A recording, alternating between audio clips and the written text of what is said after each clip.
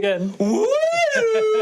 Hello, everybody. Welcome to another episode of High Roll. Look, I've got to get my energy up. I do it by making loud noises. Welcome, everybody, to High Rollers D&D. Yay! We're going to play some TTRPG goodness. I'm your Dungeon Master, Mark Sherlock Humes. No way. Way, dude.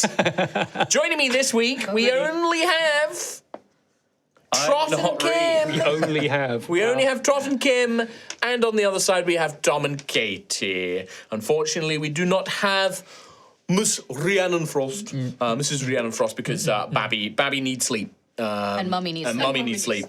So we don't have Rhiannon with us today. Mama MIA.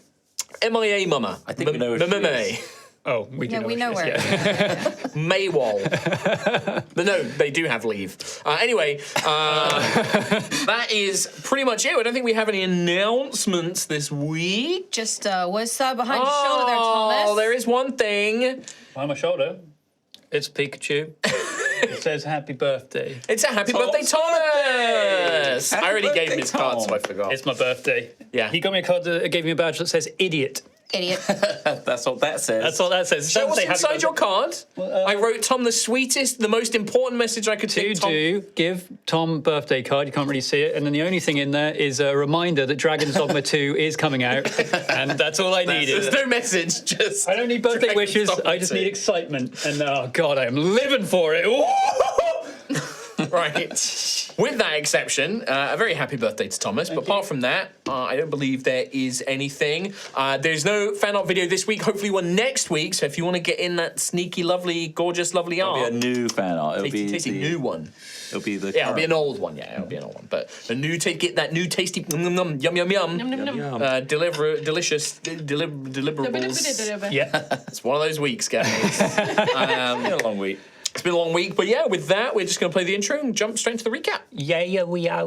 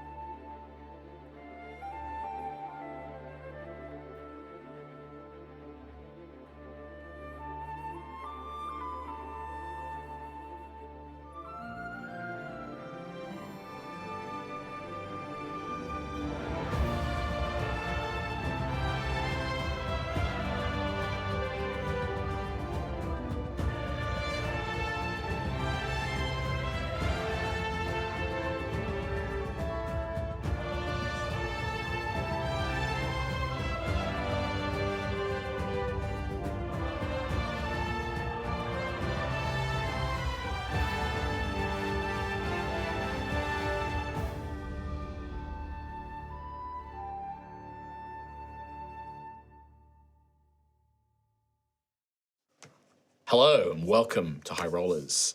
Our party have arrived in the prosperous town of Ashen Rest, home of the local draconic noble Duke Ignarius.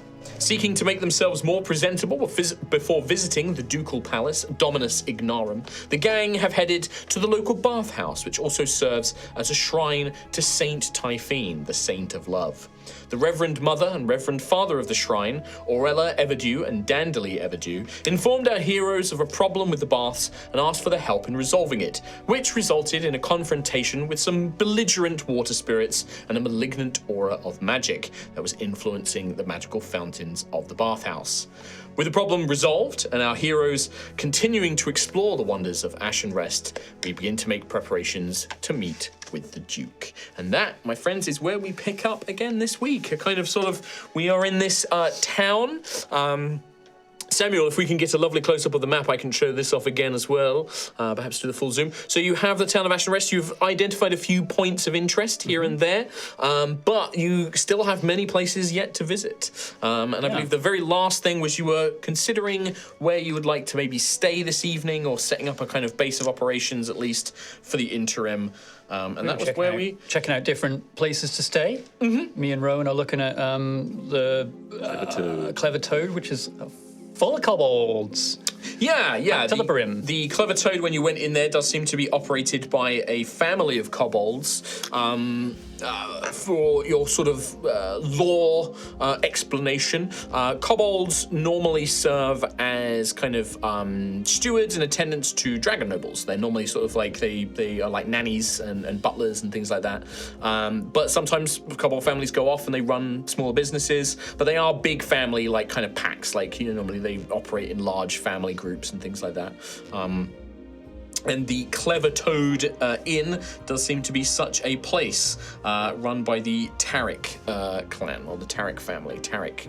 And normally kobolds will have, you know, the matriarch or the patriarch of the family will have the name, so in this case Tarek, and then all of the siblings will have another name, and then whoever gets basically pronounced as the new matriarch or patriarch takes on the name Tarek. So. I didn't write down all the individual names of them all.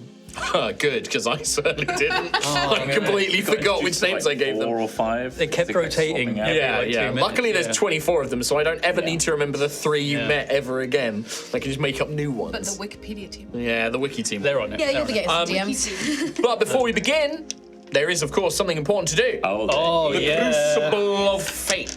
Okie dokie. This is our system to generate a pool of dice which you can use to influence your rolls, maybe add little details to scenes, or I can use to add complications. Come on. Every time. Well, get a roll in, everyone. Wiki team has documented our rolls, and I rolled like a 5, 5, 5, 2, 5, and a 6. Hey, okay, so a 1. Yes! The streak has been broken. So Katie, Finally! a 1. That is a dice for me. I've lost every single time. Every single time. Thomas. I'm no longer a curse. It's just Katie now. I got a 5. A 5, a dice for you. Hell yeah. 6. A 6, a dice for you. Don't touch my dice, you psychopath. And a turn of dice for me. And then for me... Do we need to roll for Ree, or Nope, does it Ree balance is not out? here, so if there's less of you... So it's less There's less fate. It is a 5, yeah, because there's Ophelia's influence on the story isn't here. A 5, so there's another dice for you. So 3 for us, 2 for you. Hell yeah. 3 for 2 at the minute. Well, not us versus you, but... No, yeah. but fate, in terms of the forces of fate. Bad luck and good luck. Yeah, basically. Luck is on our side today. For now. For now it is. Yeah. Might be. All right. Lucky. No, I feel lucky today. I feel like this is the day. This is the one. This is it. Is it? So we have Rowan and Xanthius are currently in the Clever Toad, which is actually down in the Riverside district, closer to the river, the way Ruby off River's to the edge. east, yeah. And yeah, it's like I said, there is this very busy family of kobolds, all running around. Attending to the inn. You can see that this is definitely a rougher place. You have quite a few sort of like drunken sailors, carpenters, laborers, that kind of thing. We're going through windows.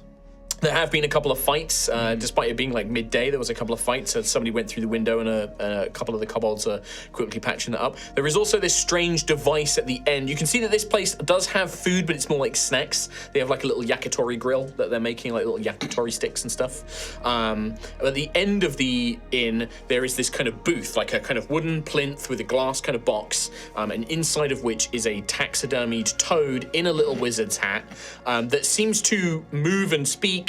And if you put a coin in, there is, you can see some people are playing with it. I think it was like a group of dwarven teenagers. The toad seems to open and close its mouth and almost seems to be saying something. And then, there's some sort of like... Is this just a copper coin? It's not gold. They're bronze coins, yeah. Bronze, silver, gold here. Named after the 3 dragons. Types of metallic I dragon. turn to Xanthius, knowingly.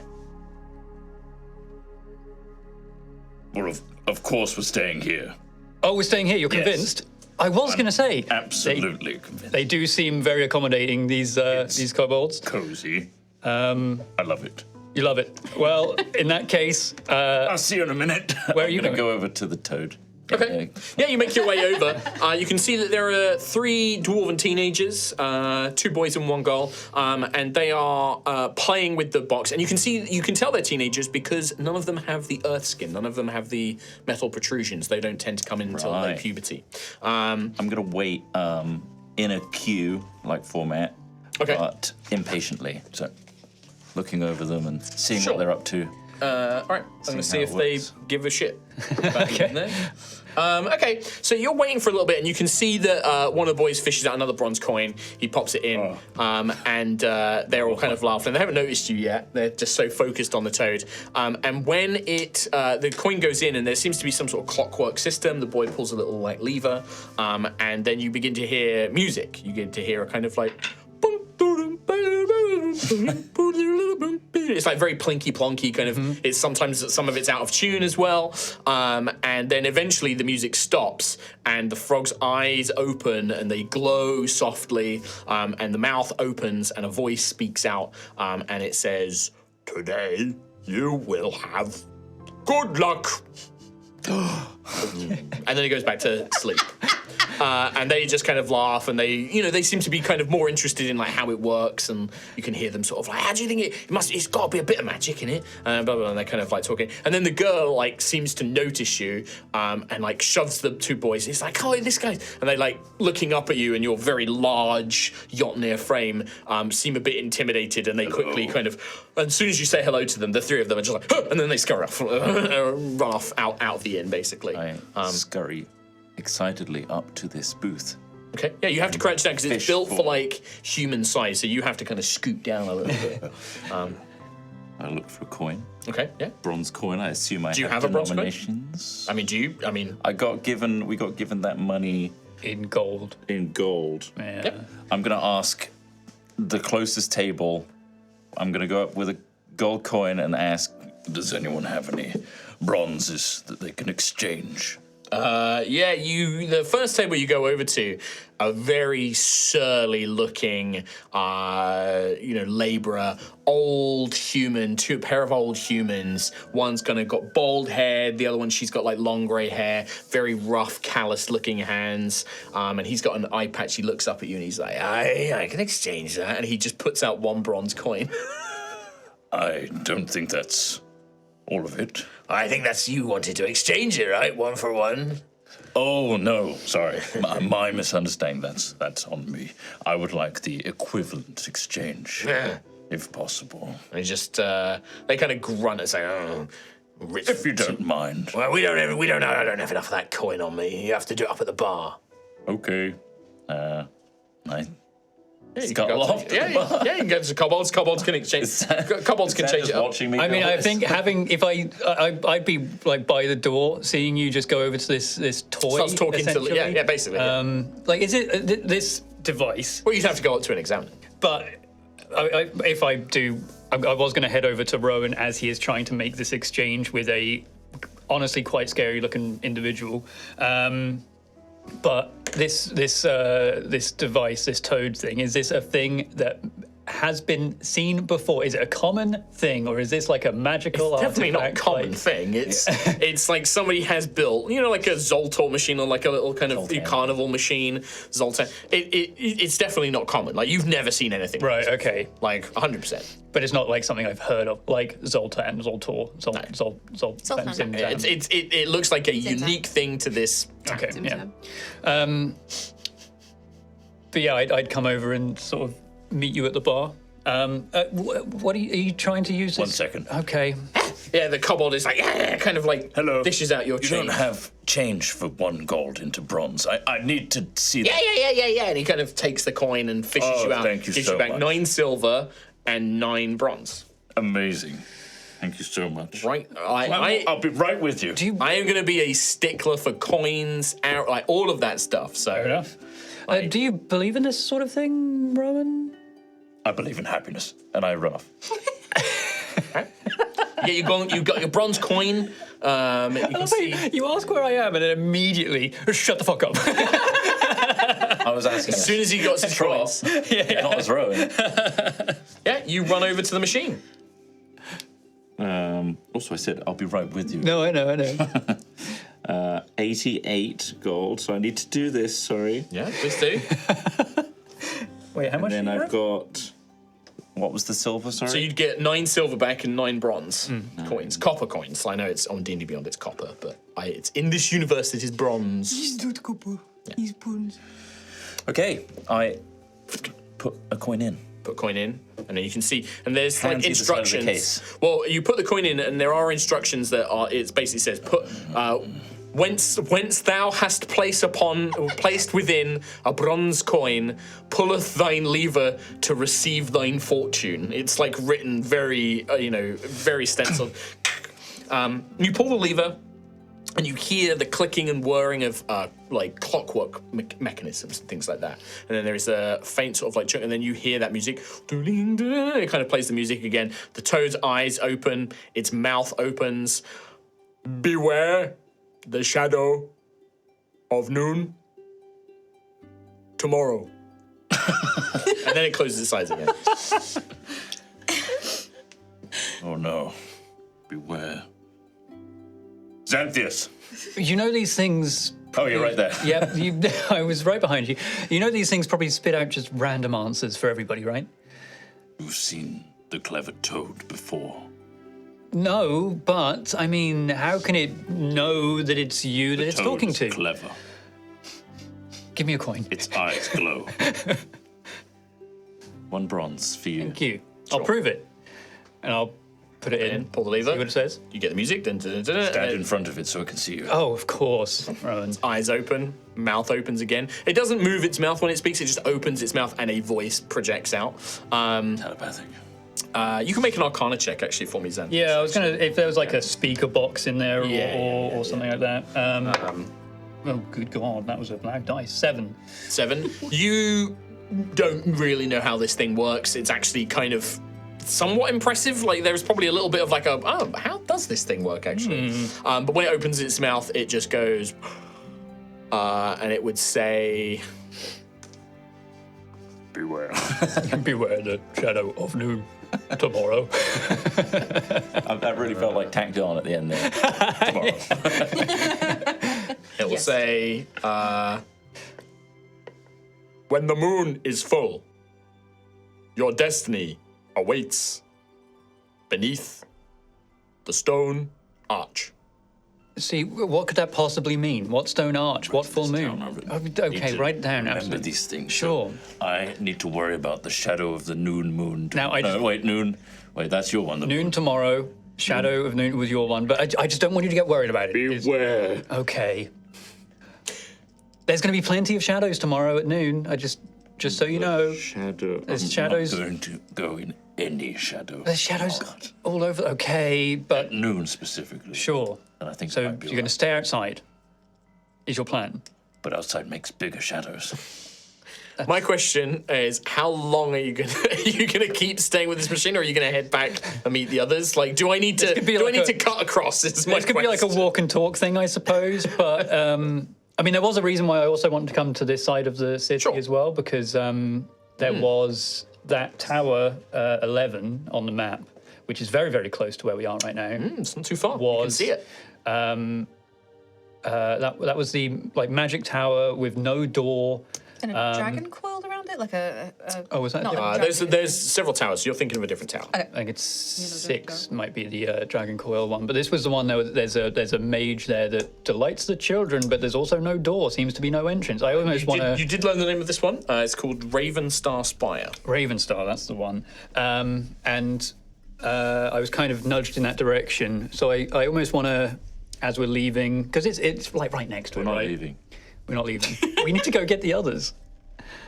We've got 8 bronze here.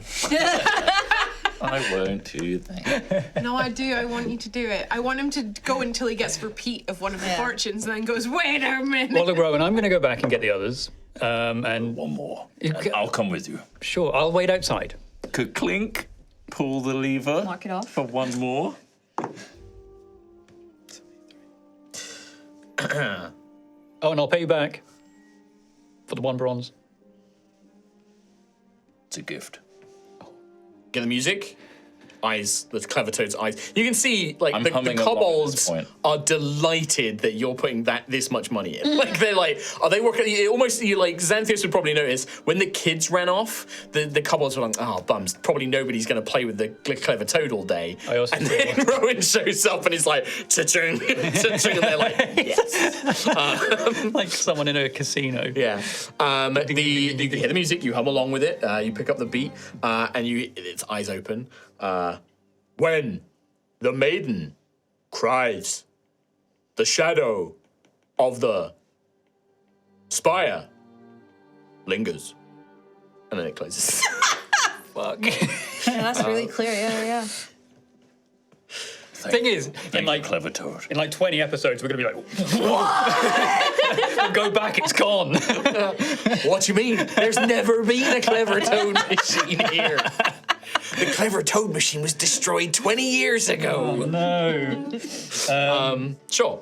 All right, so Rowan does this last one, and then is the plan you want to stop by the spire before making your way back to the central plaza and the other? I just wanted to go outside, and if I can see the spire from where I am, or if I can like just take a quick I don't want to basically walk off so far that Rowan gets lost on his own. Let me just check in with Gruff and Daisy. Sure. Are you guys just going to wait for the boys to come back and find probably you? wait. Yeah. Sure. Although, I feel like we've probably had an agreement to meet like back at in the center of town Yeah. and just like be like, okay, we should go and stay here. Or So I think the last thing is you got drinks. So like Ophelia's got her bottle of wine, Ophelia's and she had did a have a bottle of wine. So did. if you guys, she'll probably be like, no, I'll just stay. I need to repent for doing work earlier, so I'm going to enjoy my wine. So if you want to come find them, you can. But I'm just going to sit here. And Ophelia and Purcell are quite happy to just sit and like she's going to nurse a bottle of wine all day, basically. day drinker mommy. Yeah. Okay. But if there's anything else you would like to do, just so I don't just focus on Trot and Tom for a little bit, I want to make sure you guys, if you have anything you would like to do. I feel like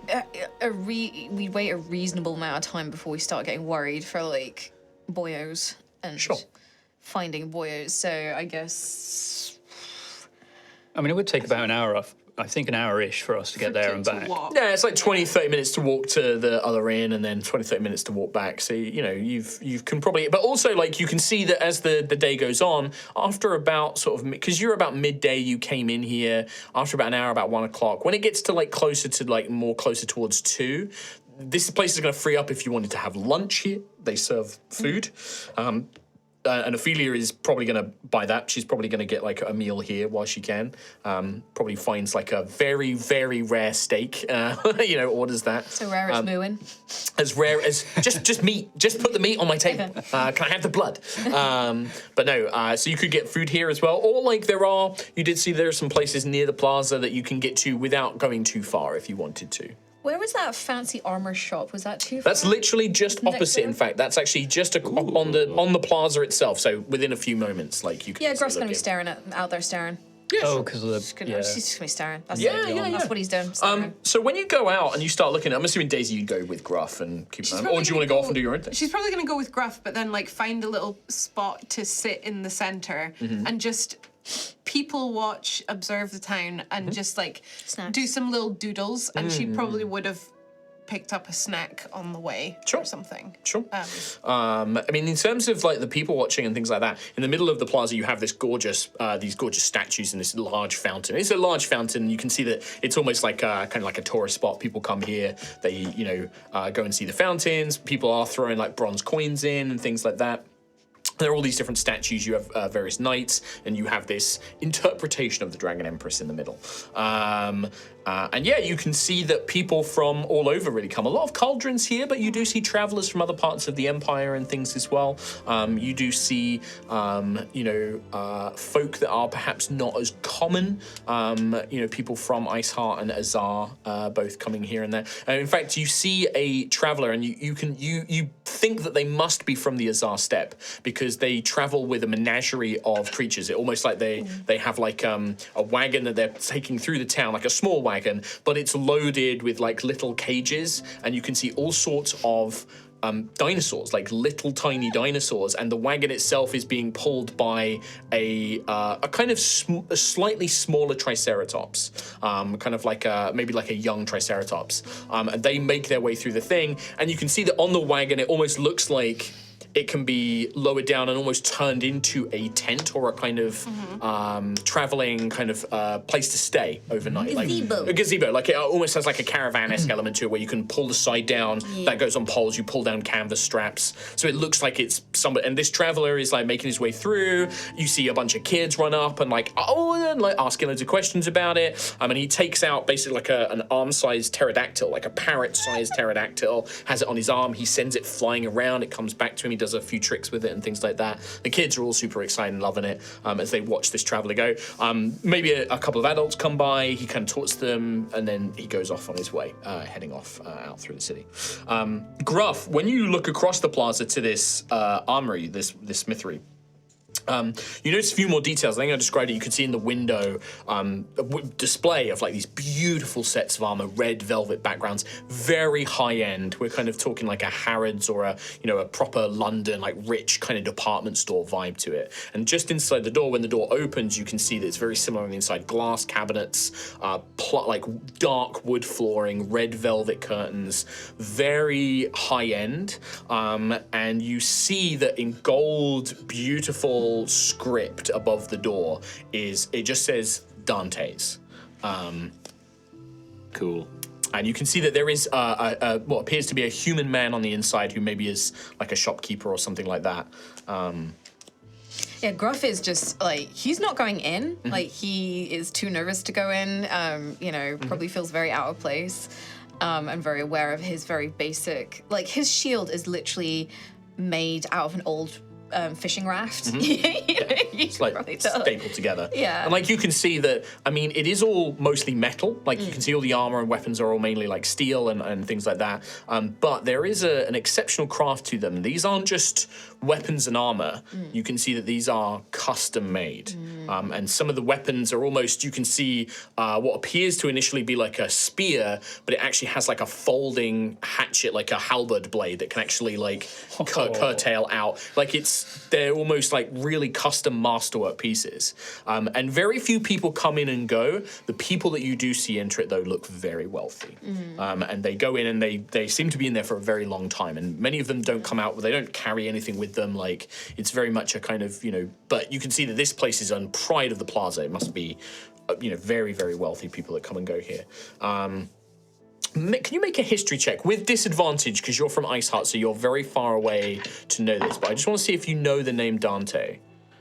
I roll a 19 and a 12 plus 1, so 13. 13. I'd say with a 13 and your cultural kind of background, there is something about that name, Dante, and your stories about knights and everything else. You don't know the full details, but you're pretty certain that this is a very well-known name. This is not just like a random weaponsmith store in this town.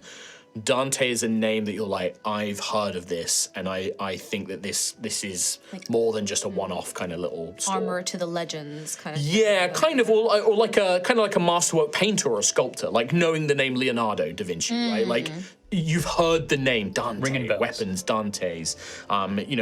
Probably not an ancient thing, like not something like from Sir Isabel's time or anything like that, but probably something that especially when walking through Kelskaris, maybe you overheard gossip or you heard people saying like, oh, I heard that Sir so-and-so got a Dante's blade, a Dante original, and things like that. It's a name you've heard of. So very Dante's fancy. Inferno. Yeah. Maybe. Then we cut back to Rowan and Xanthius. Xanthius, you are leading. Full moon. Is the idea here that you're leading Rowan with you? Like, I just Rowan, are wanted you just to, following? like, while he was having another little spin on this machine, like, if this thing is visible from just standing outside. It's visible. It's probably like a 5-10 minute walk to get there. Oh, okay. In that case, yeah, I would.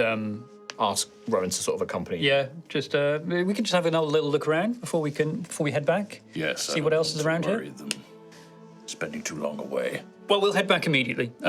We should have pre-booked rooms for everybody. Well, we don't actually know their preferences. And remember, we did come here looking for Ophelia Standard. Nothing could be better than what we just saw. It can't be. I mean, they were so accommodating and so fun and charming. So much stuff. True. Oh, actually, did you see any wine? Oh. Behind the bar, think maybe? to look. Because that might be a deal breaker. True. Yes, that's going to be what the deal breaker is. As you're having this conversation, It's a walk and talk sitch. yeah, I figured that as you're walking, you can see Ravenstar Spire as you're making your way towards it. It stands out. It's that tall. The build, and I've described this before. Most of the buildings here in Ashen Rest are at least 2 or 3 stories. So there is this constant kind of like the streets. You have these big tall buildings on the side of you. Most businesses, some businesses are on the 2nd or even 3rd floor. Like, you know, it's very kind of got that closed in feeling. But Ravenstar Spire, you see even above those. It stretches quite high up into the sky, maybe sort of 70, 80, 90 feet up. You know, you're looking at it tall above the towers. And as you draw closer, you can't help but remark on how impressive and beautiful it is. It's a dark stone tower with bird-like gargoyles all over it. The dark stone that it's made from is different to anything else in Ashen Rest. Everything in Ashen Rest seems to be built out of what's called ash stone. It's a local stone, kind of light grey in colour and texture. It's kind of got a rough texture. This is obsidian-like, but it's lighter and glossier. And it almost seems to shift to a dark blue as the light catches it. And then it shifts to an almost silvery blue and then back to black, like almost like it's molten, or it's very like you've never seen anything like it, and the whole tower is made from it. As in the stone itself is shifting, or just from as we're moving? Stone, like okay. It's pearlescent, but there's something more to it than just that. Yeah. This isn't just light reflecting off of it. This is something in the stone itself. Okay. It's almost shaping. What's the name of the tower again? Ravenstar Spire. And as you were told, as you get closer to it, you do not see any sort of door. The space around Ravenstar Spire is quite open, and there is almost like a small garden that is attached to it. You can see a little tree, there's like a kind of lawn, but there is no doorway that you can see. I think it is about... details on how high it up is. It is about, sorry, I think I wrote it down. 50 feet up, sorry. Okay. There are windows. So you actually can see that there are windows, beautiful glass. You can't see into the windows. They don't appear, they're almost opaque with that same dark night blue. Right. But there are windows with windowsills. But they're about 50 feet up, and you don't see any other entrance. This is at a distance. I'm assuming that you guys haven't actually approached the tower directly. Any statues nearby?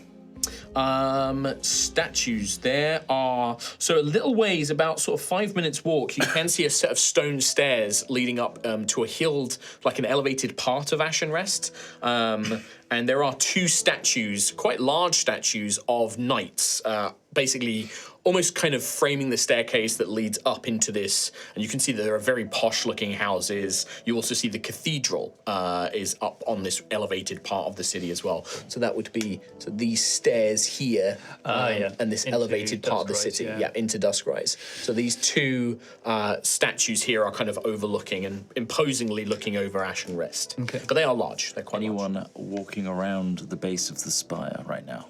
Nobody like walking around as in like attending to the tower itself. people. I mean, there's people in the street. Yeah, there's always going to be people walking around. Huh? People in the street.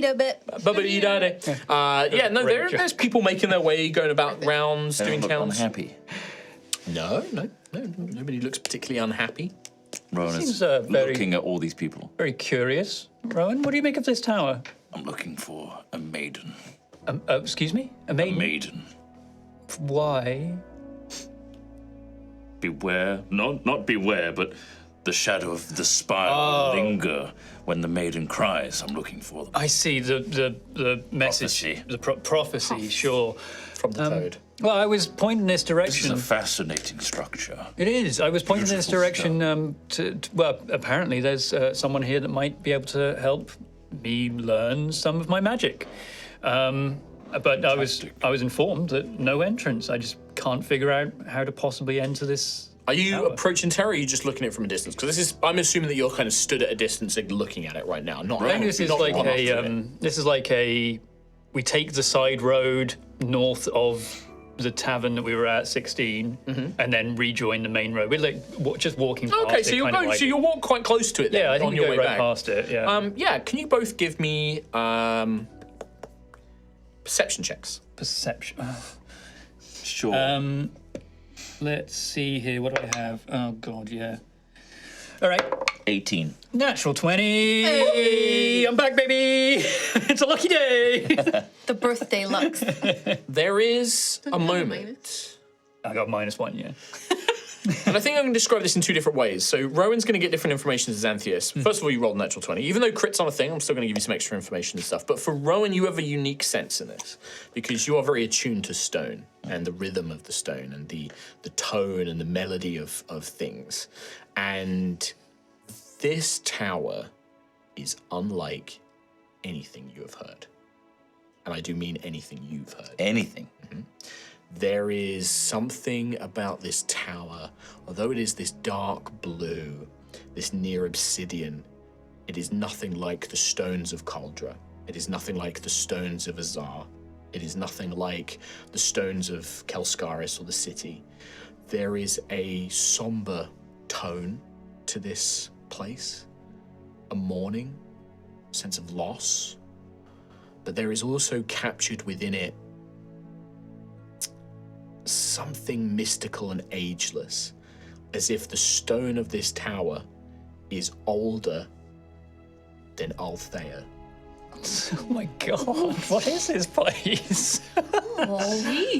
And although it has no door, you know that it is concealed. There is a door, but it is just hidden from you. You can feel almost like the vibrations, like as you draw near part of the tower, the vibrations are slightly off, and you can almost feel in the air, like you can tell that there is some sort of hidden entrance here.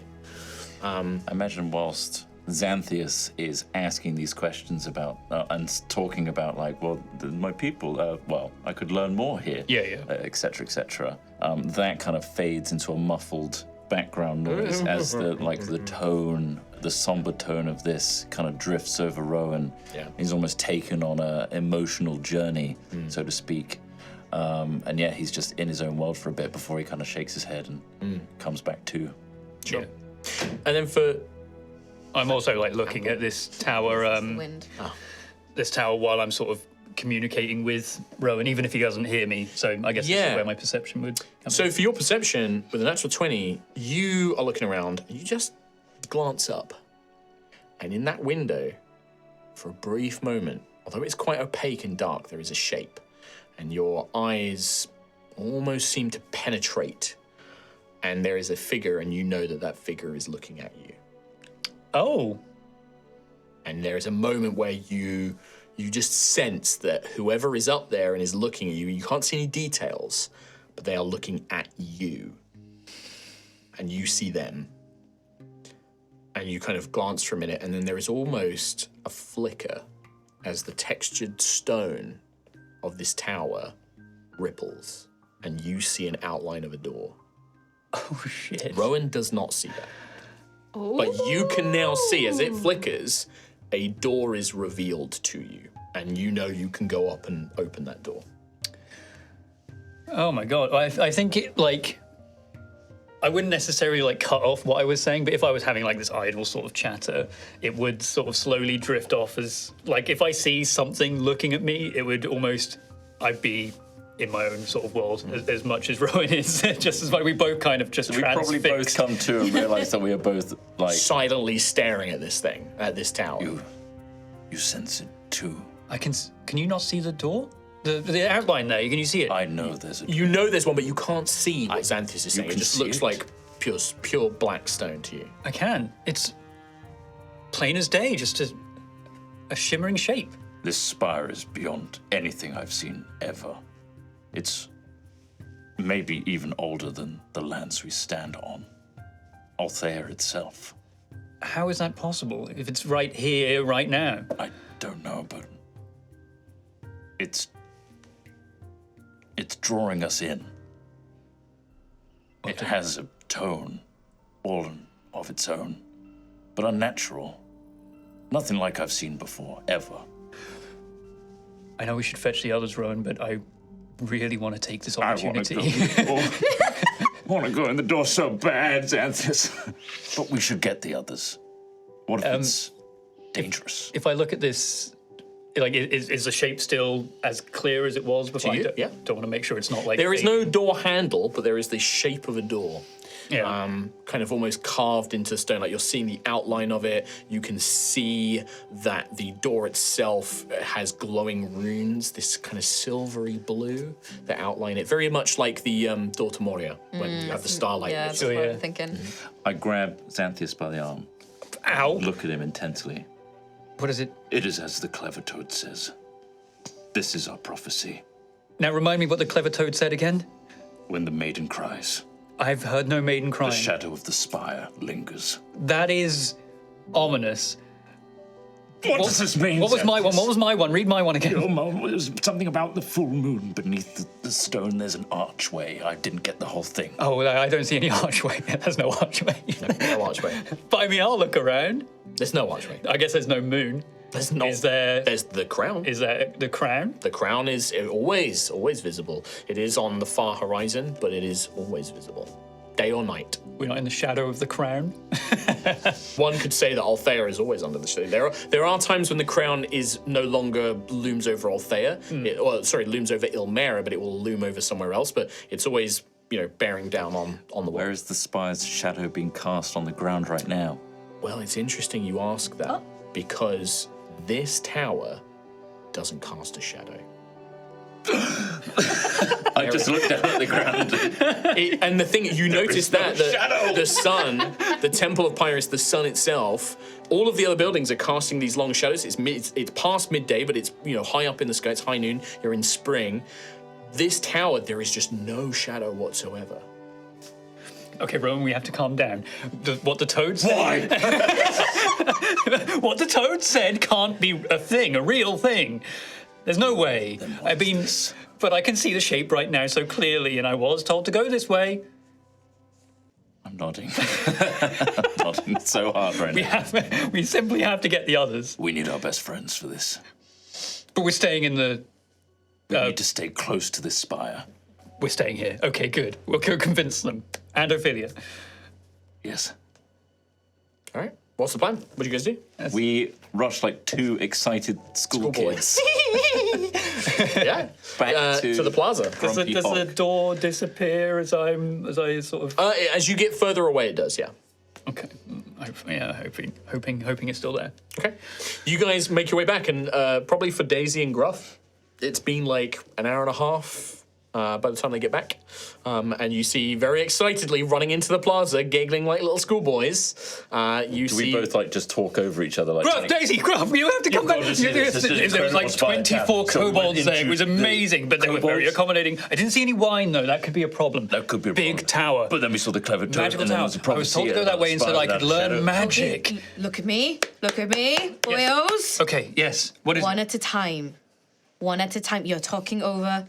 You go. Did you say 24 kobolds? Yes, sorry. We went to the other tavern. Clever toad. I personally... It's wonderful. It's delightful. Very accommodating. Divine. I think it's exactly what we're looking for. Cheaper as well, cheaper. Only a few fights.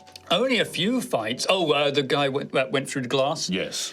But... Very quickly patched up. Very quickly patched up. He was rushed away almost immediately. But I think if we are on our best behaviour, we'll have no problems. We don't know the prices of the rooms. Or if they have rooms. Did we get... you know what? I don't recall the prices of the rooms. But they were quite cheap. More importantly, the prophecy. Tell them about the prophecy. Now, there is a machine at the back of this tavern. It's a toad. Now, I'll be the first to admit I am not one for prophecies or the idle chatters of a machine at the back of a 24 kobold more than tavern. A machine. But we went to... Now, Rowan is sold by this. We put a bronze piece in there. Not gold, that would be insane. A bronze piece in there, and it told us... It gave us messages, watch out for the shadows at noon. I laughed at it. It was a toad. A toad, yes. Magic toad. Well, a magical Magical toad, toad. yes. It opened it. I don't fully Its know eyes how the magic works. Glowed should and go. gave us prophecies. We should go see the toad. Now, the one that Rowan got to begin with was something about watching out Beware for the shadows shadow of the tomorrow, noon tomorrow. We all need to stay clear of all shadows at noon tomorrow. which I think is ridiculous. Anyway, I'm not getting sold into this. Anyway, we were having the baths, I asked someone where we could possibly go for me to learn magic, which is something I think would be very useful for all of us. And they pointed me towards this tower that has no door. We got there, someone was looking at me through the window and wasn't You casting. didn't mention that. I forgot to mention that to That's you. incredible. So I looked up. I thought for a second. Maybe I didn't. I don't know. What were they? Who were they? I don't know it. I don't know. Focus. Sorry. And Rowan could sense that. You tell them about what you heard. The stone called out to me. It has a somber, melancholic feel to it. But the stone itself is ancient. And also unlike anything else I've ever seen in all the lands I've roamed so far. And also, he said old, very old, very Could old. be older than Altheya itself. It felt that way. Sounds impossible. And but I know my rocks. he knows his rocks. He writes songs about them. And I looked at it, and I saw a door, a shape, or at least We where must a door go, could be. Gruff. Please, So- can we go? So what we're saying is Gruff, we're I want to staying. see the toad. I want to see the magic toad. We're staying at the other one, not this one. How was your place? I don't. We're going at this one. Gruff, magic toad. Why am I being shouted at about a toad? It's magic. You are all adults perfectly capable of your own destiny. Gruff's right. Why do you need my permission to go to I a want toad? you all to come with us. Yes, we're going to this place. Right, this toad sounds blasphemous. Would this thing actually be blasphemous? It wouldn't be blasphemous. Depends. Someone who follows the Church of the Scions. So the Church of the Science, there are oracles and people that can divine the future. But why would it be a toad in a box? There's definitely an element of that. But wizards can sometimes, glimpse the future and Toad in a box in a see pub tea run by leaves kobolds. and- The Church of the Scion is not things like the heresy are more to do with planar magics and Okay. like things like the crown and stuff like that. The idea of a wizard who can see the future is kind of okay. Like arcane magic is all right. Toad in a box in a pub. It certainly sounds dubious. It does, maybe not heretical, but dubious. Yeah, I was worried there A for a flim second. flam, perhaps. I missed a part of critical Althean law where it's like if you speak to a toad No that tells you the prophecies. future, that would change the entire episode. It certainly sounds like a fool and his money has been parted. Well, You heard a prophecy too. Tell me more. A fool has been parted with their money. Who could that be? I guess we'll never know. Either way, ignoring this prophecy-telling toad, which again, I'm not fully sold on. Not fully sold on, but it was close to the tower. Anyway, this place seems just fine to stay at for the night. Where's Altheya? She's getting day drunk with a bottle of wine. Good God. The spire could Blasphemous! Blasphemy! By the Scion. Do we see Ophelia in this place? Yeah, you can see her in a window. Are we in the plaza? Passed out at a table. She's sipping her wine. She just like waves at you through the window and goes back to her wine. She's eating a very raw steak. She's repenting for work. Right. Very important religious duty. The Grumpy Hog Tavern has a stage if you want to perform. Oh, I told them about the Pebble song and he seemed interested. it's not finished. But you can sing another one. It's fine. I do have others. Now you can make a new one about the tower. There is no song, no note, no line, no melody that could replicate what I saw today. Okay. I need to spend more time with this spire. Can you write a song about the magic toad though? Because that sounds fun. Yes, absolutely. Okay. It's easy, that one. Magic toad. The lying toad. You don't know that. You don't know him. He might be a nice toad. Yeah, it seemed very. I mean, In a box. Just to make it clear to Rowan and to Xanthius, it was a very dead taxidermy toad. It was like you could see stitch lines. Like, I thought it was very, like no. like a wooden. No, it's a dead toad. Oh God! It's a taxidermy. Yeah, that's what I was thinking the whole time. Yeah. Oh. Yeah, Like a whatever magic has they were a using wizard's is inside the taxidermy toad. He has a little howl. He does have a little hound. Yeah, he has a Jaunty. little wizard hat. Oh God! Did you think it was a live toad? No, I thought it was like a statue or like a something. mechanical. Oh wooden no! sort of It's frog. well, it is. It is a mechanical one, just from a taxidermied big Oh, frog. God. Dead toad. Yeah. Yeah. When Is it's it even a toad? Is it just a married big frog? All these questions, lies. Oh. It is a toad. I incorrectly said big frog when I meant toad. Just so we don't offend That's true. reptile Yep. fanatics out there. Yep. Scalies, slimies. Scaly, slimies, froggies. So I think this place would be perfectly splendid to stay at. So I'm going to stay at the Grumpy Hog. Oh, okay. You heard the story we just said, right? Yes, and I'll come with you and I'll visit, but What's wrong? It sounds loud. 24 Oh, kobolds. it's extremely loud. No, it actually, was yes. quite loud. But I mean, it would be the perfect place to learn more about the city, speak with people who. I mean, I get the impression it's mainly travellers that stay here, and we do want to learn more about the city Yes. from the people that stay here, live here. 24 noisy kobolds.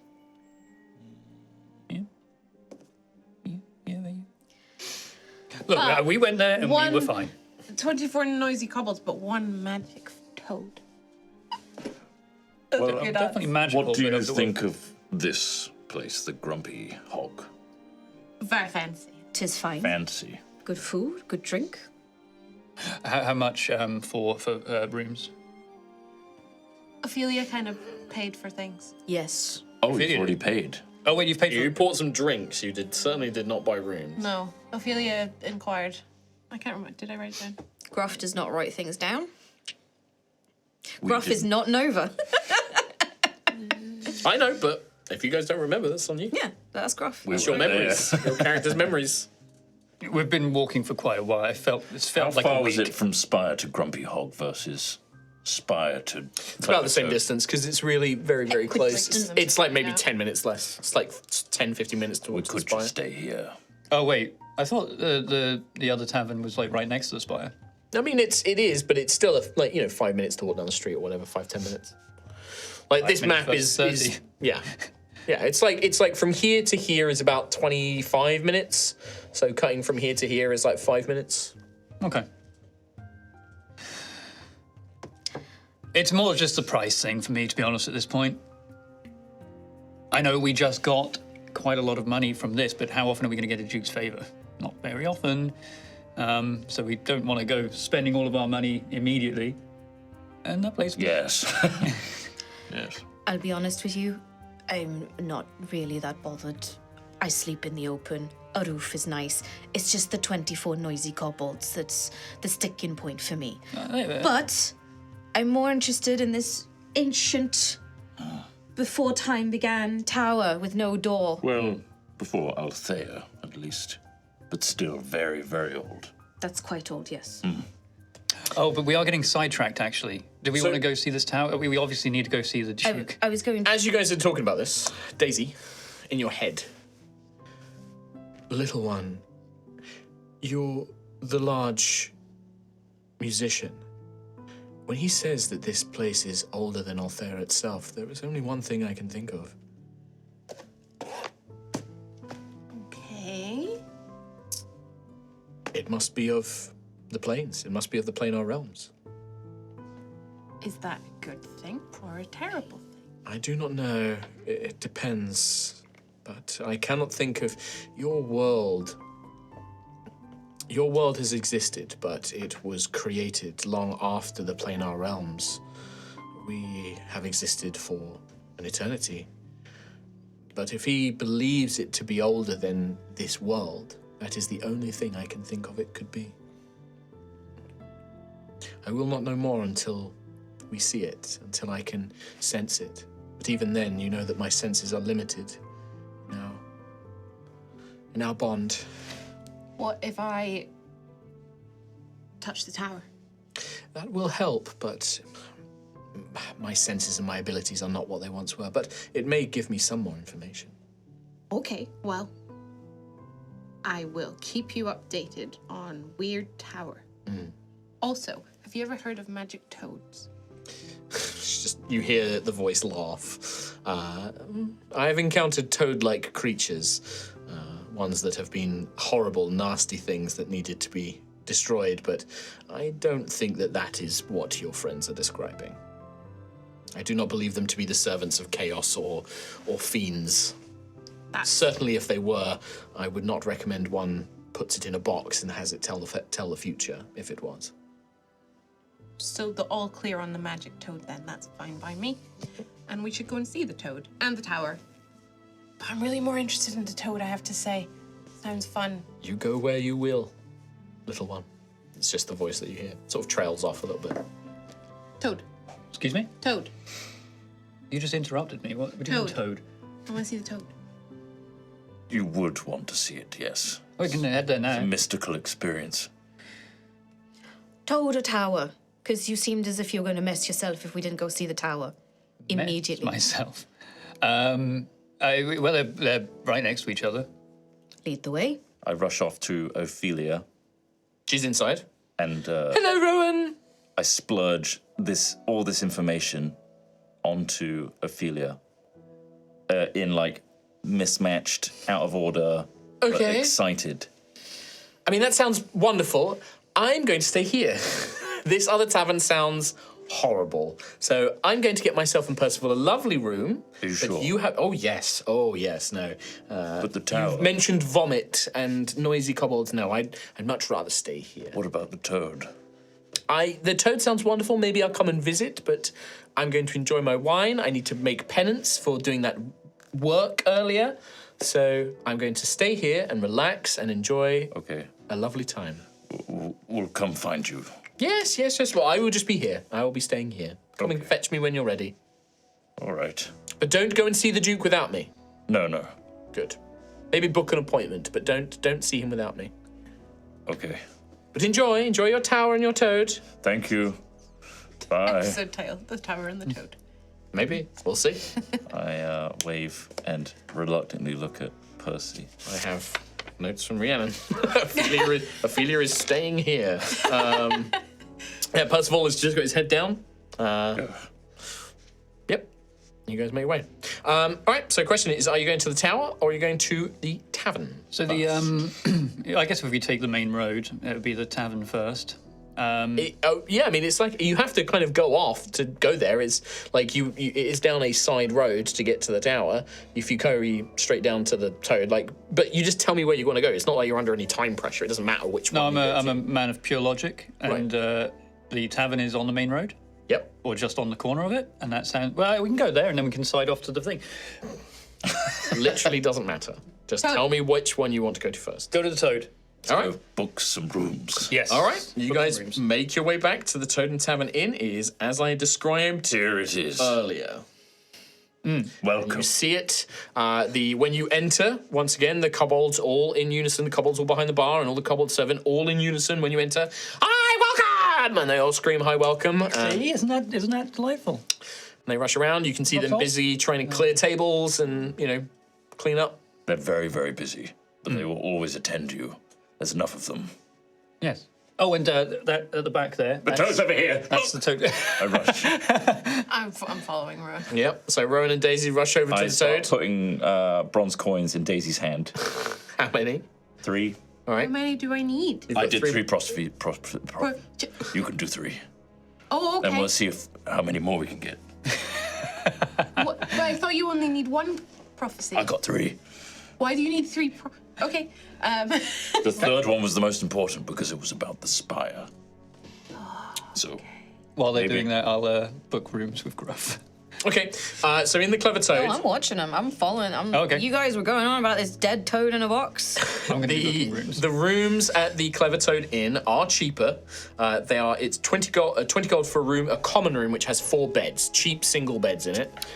It does not include any sort of meal. It is just the room. You get a key for the shared room. It's one key, and each of the beds has a storage trunk, like a chest, which you get an individual key for. Like you get 4 individual keys for the storage chests, but it is 4 to a room basically. Okay, well now there's 4 of us.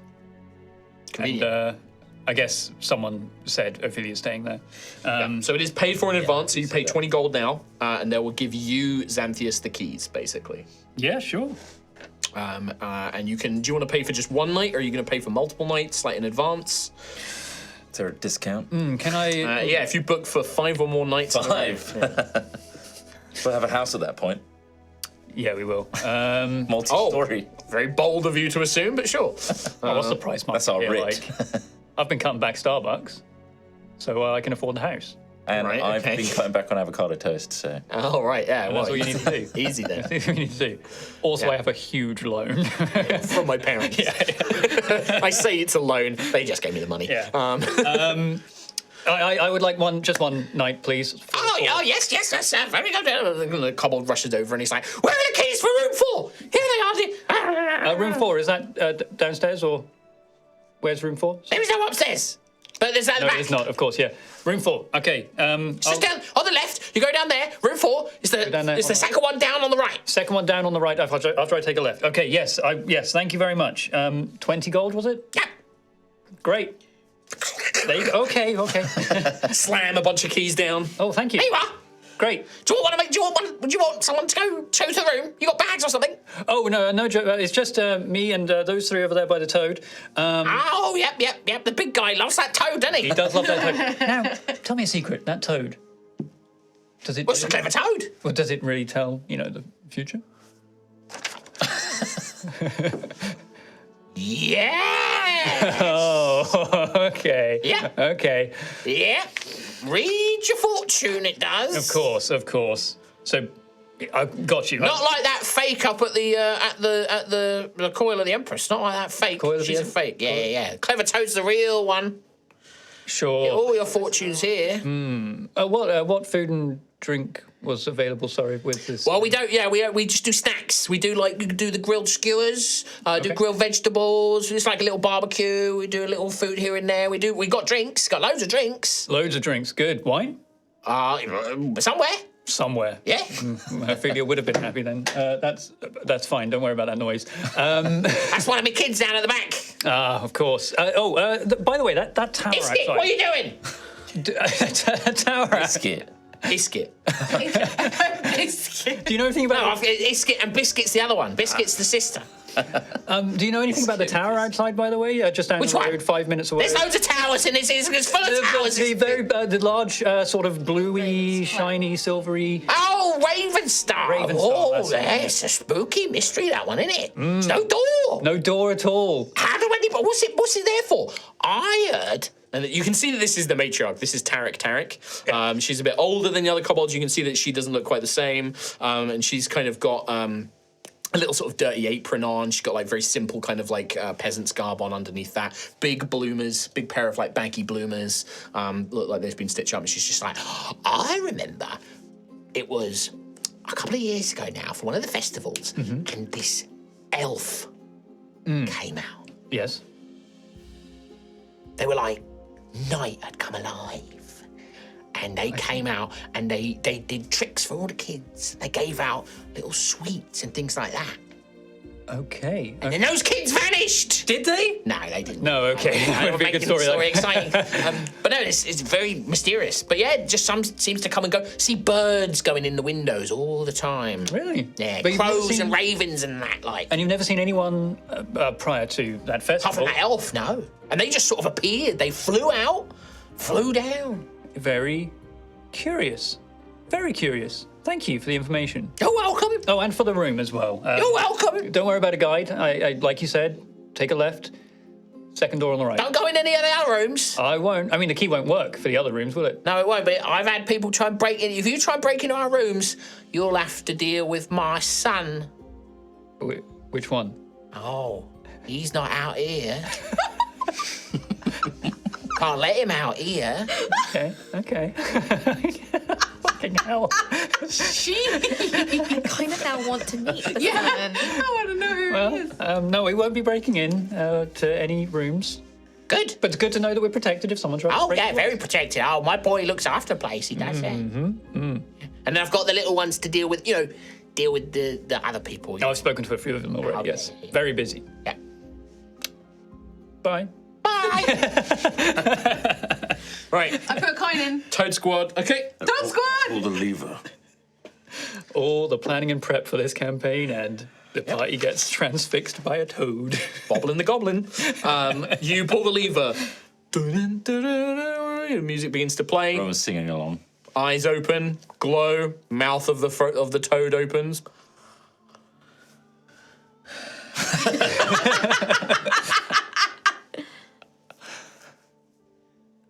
You will find luck in the dawn of the arch. Where's the arch? It's beneath some stone, if it's the same arch. But the previous prophecy was about the full moon. So maybe it's bad luck in a full moon to go to the arch, but good luck if we go in the day. Okay.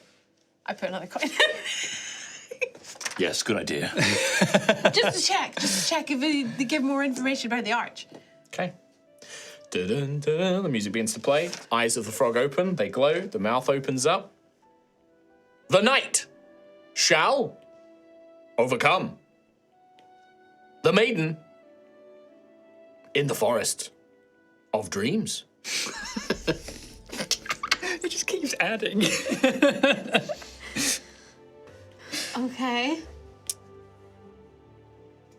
I don't know what any of these mean, Rowan. They will come to us, I'm sure of it. I don't feel like they will, but I do like the Forest of dreams. I like the frog's hat. He looks a It's bit a beat good up, though. hat. It definitely looks a bit frumpled. Yeah. What's Gruff doing? He's just standing behind these two, watching this, and he's got his arms crossed, his tail's twitching, he's sighing and tutting, and Dad is displeased. He opens his mouth to say something, sees these two delighted by what's going on, and just shuts his mouth and says nothing. Okay. Would you like a go, Griffith? I'd rather not waste my money, thank you. It could save a life. I doubt that. I've got 4 coppers and 4 bronze left. Just the one. Would you rather One not won't save it hurt. for food or Oh no. drink or No. pay into the church as a tithe or, Oh, I'll save 1 bronze for that. But there's still 3. I still think this is blasphemous. Blasphemous. What do you mean? I love the fact that Gruff has decided it's blasphemous. There's no teaching for it, but he's just like, no, blasphemy. Witch! This toad is a witch! It's a witch! Sure. Should be drowned! Wouldn't do anything. It's a toad. Would it make you happy if I Very happy. communed with the toad? Yes. And then we just need Ophelia to do it, and then everybody knows what's happening. Yes. They know what this very dead toad in a box. I'm going to pre-roll the toad. Magic.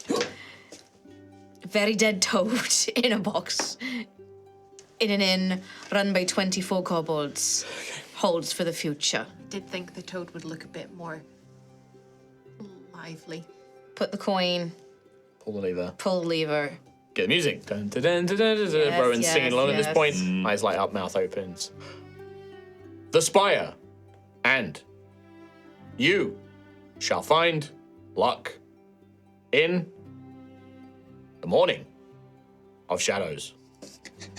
It's the same prophecy, but from your perspective. Same prophecy, eh? No, it's very different, but the same.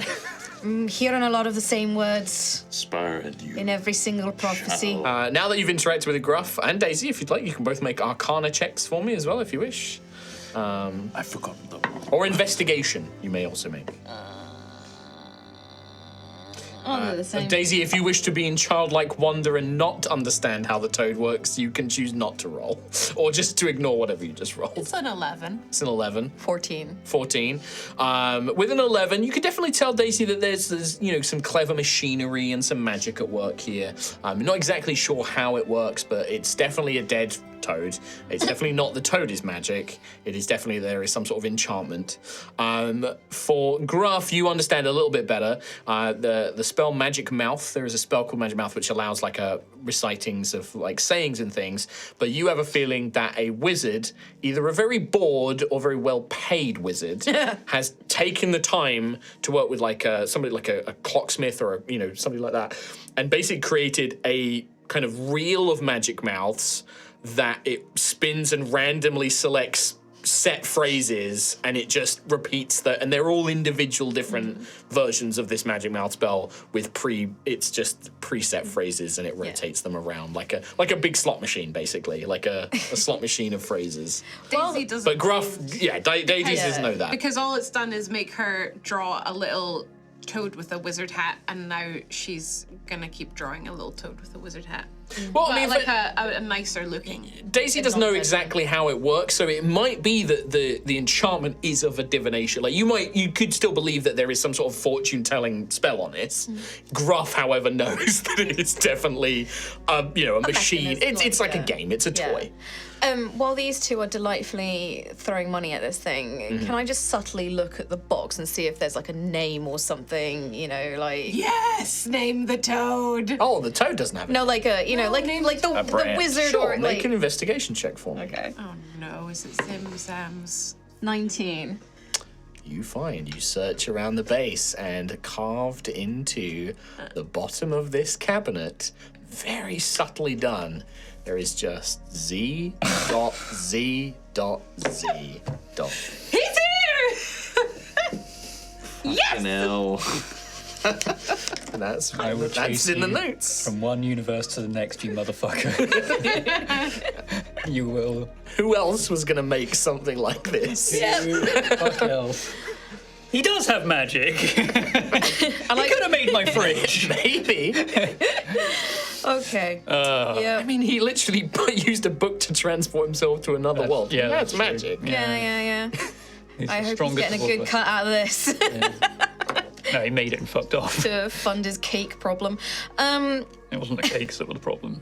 For new viewers, don't worry about it. It's a reference. It's an ongoing reference. Now a multiverse. You'll find out character. at some point. It's a multiversal The reference. most powerful creature. The most He might not. That might be his only showing up in this campaign. Just so as a point, I said that he would appear. It doesn't mean he's going to always be a big part. Hey, we've got no idea. I'm going on Daisy's new quest is to find out the person who makes the magic toad. Magic frog. Okay, sure. Any luck with the new prophecies? Yes, we have plenty to work with. Really? Yes. Gruff also had a prophecy of the same spire. I see. Because I have a room, by the way. I got a room for four beds.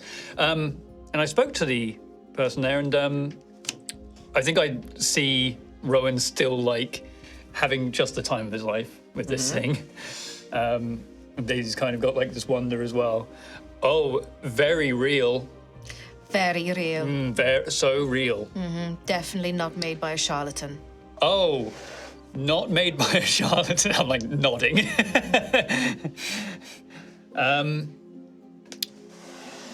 Yeah, so if you're having fun with it, have fun with it, is all I'm saying. But would anyone like to We check out the shouldn't room? play with prophecy. No? It's not all fun and games. But it was fun. It was quite It fun. was a lot of fun. We should just- also see the spire. Promise me that you two aren't going to put any more money in this, because you'll wear it out. Bro, as you And guys maybe it'll turn into a curse, As you guys are talking, one of the bar's patrons, one of the tavern's patrons, overhears Rowan when he says prophecy, when he out loud is just like talking about prophecy, and you see that she is a halfling, looks like a labourer, like not like a wealthy individual, but doesn't look drunk or anything like that. They seem to just be enjoying some meat skewers and a pint of beer or whatever. They got some friends, and she overhears you, and she kind of sees you, and has been sort of like watching you guys play with the frog and smiling, laughing, and we'll just say, "Hello, dear. You seem to be very interested in these prophecies. Very much so. Yes. But if you are looking for a real prophecy, you could always go and see. There's a real oracle here in town. Gotta find it. She's a real oracle. She speaks for the Dragon Empress. I point at the clever toad. These are. She kind of smiles and is like, well, perhaps then prophecies that are less vague and are more personal. I could refine my prophecy with this oracle, is what you're suggesting. If you are somebody if something like destiny and prophecy matters to you, I would go and seek out the Imperial Flame at the Coil of the Empress. The Imperial Flame. That is very kind of you. Yeah, of course. Thank you very much. The Imperial Flame. The late Empress, she's not gone. She's still with us. She looks after us. She does. She just smiles. And, yeah. Your name? Oh, Jenny. I'm Rowan. Hello, Rowan. Pleased to meet you. She just offers a hand. I'm Jenny. I work nearby at the Carpenters Guild. Lovely. Lovely to meet you. We but should yes. visit. Oh no, it's just for carpenters, building things and meetings and all that sort of thing. But but you can, you can find me at the Coil of the Empress. I meet with others there. Where we talk about the flame and talk about the Empress. Coil of the Empress. Yes. Thank you very much for this information. And she will. I don't know if that's on your. It is not. She gives you directions and points you to point 6 on the map. So down here, drop. Okay. Point number 6. It's just south of the plaza. Yeah. That's where the Imperial Flame. The Coil of the Empress, it's called. Number 6. Yep, number 6. I think Coil we of should the check that Empress. place out someday. Thank you for giving us directions. No, you're more than welcome. This is Jenny. This is Xanthius, my best Hello. friend. Hello. Are you staying here at the tavern? No, I don't. I live nearby. I come in here for my lunch. I'm just on a bit of a work break, so I'm working on some new. I'm a carpenter. I work on some of the barges that come by here. But I just overheard and saw your friend enjoying the toad. Mm-hmm. And yes, it's because she's only been in the town for a little while now. But I mean, everything she's told us, everything she says, comes true. She doesn't just meet with everyone, though. She waits for the right people, and she conveys blessings, and she has the power. She has divine power. Is she known to cry? I imagine, like everyone, I've never seen her cry, but is this the toad? Right. Yes. But no, go there, tell them that you spoke with me, and ask to speak. If you go there and you would like to speak to her, ask for Kiva, the guide of the Citadel. Thank you. Jenny. Yes, that's right. Lovely to meet you. Lovely to meet you as well. Can we make a bunch of faces? Is there anything you want to ask me, or? No, I'm just trying to remember something from... Guide of the what? Guide of the Citadel. I was just rereading something about Gruff. Lore! Yeah, no. You love toads. Big fan of prophecies too. I'm just wondering if this is the... Jenny, was it? Yes, hello. You said you believe that the Empress is still alive. Well, I said that she's still with us. Bit misguided, isn't it? No? That's what the Church of the Scions believe. The Church of the Scions are obviously very wise, and they guide us in many ways, but there are things that they don't always understand. Go and speak to Kiva. You'll understand more. But the Empress is not gone. She wouldn't just abandon us. And there are those who hear her and speak to her.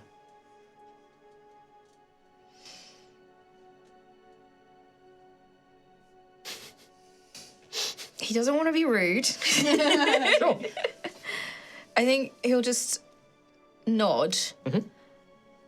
And seeing how eager these two were, just say, we should probably go look at that spire you were talking about there, Lord Xanthias. It's not far. It's just outside the door. Well, and down a little road. I hope you enjoy your time here. And she just waves as Thank you're you, sort of Jenny. like heading out. Yep. As we, when we're out of earshot, like outside, walking to this spire, The silence bless you. I think She just nods. She doesn't say anything back. Oh, very rude. you boyos might want to be a bit careful around the Imperial Flame. The Imperial Flame? We're not heading to the Imperial Flame. No, but that lady and what she was promising there An oracle. Yes. is not. Well, the Church of the Scions, they think that the Imperial Flame are a bit deluded. The Empress, unfortunately, bless her name, is dead. They believe she is not. They know something.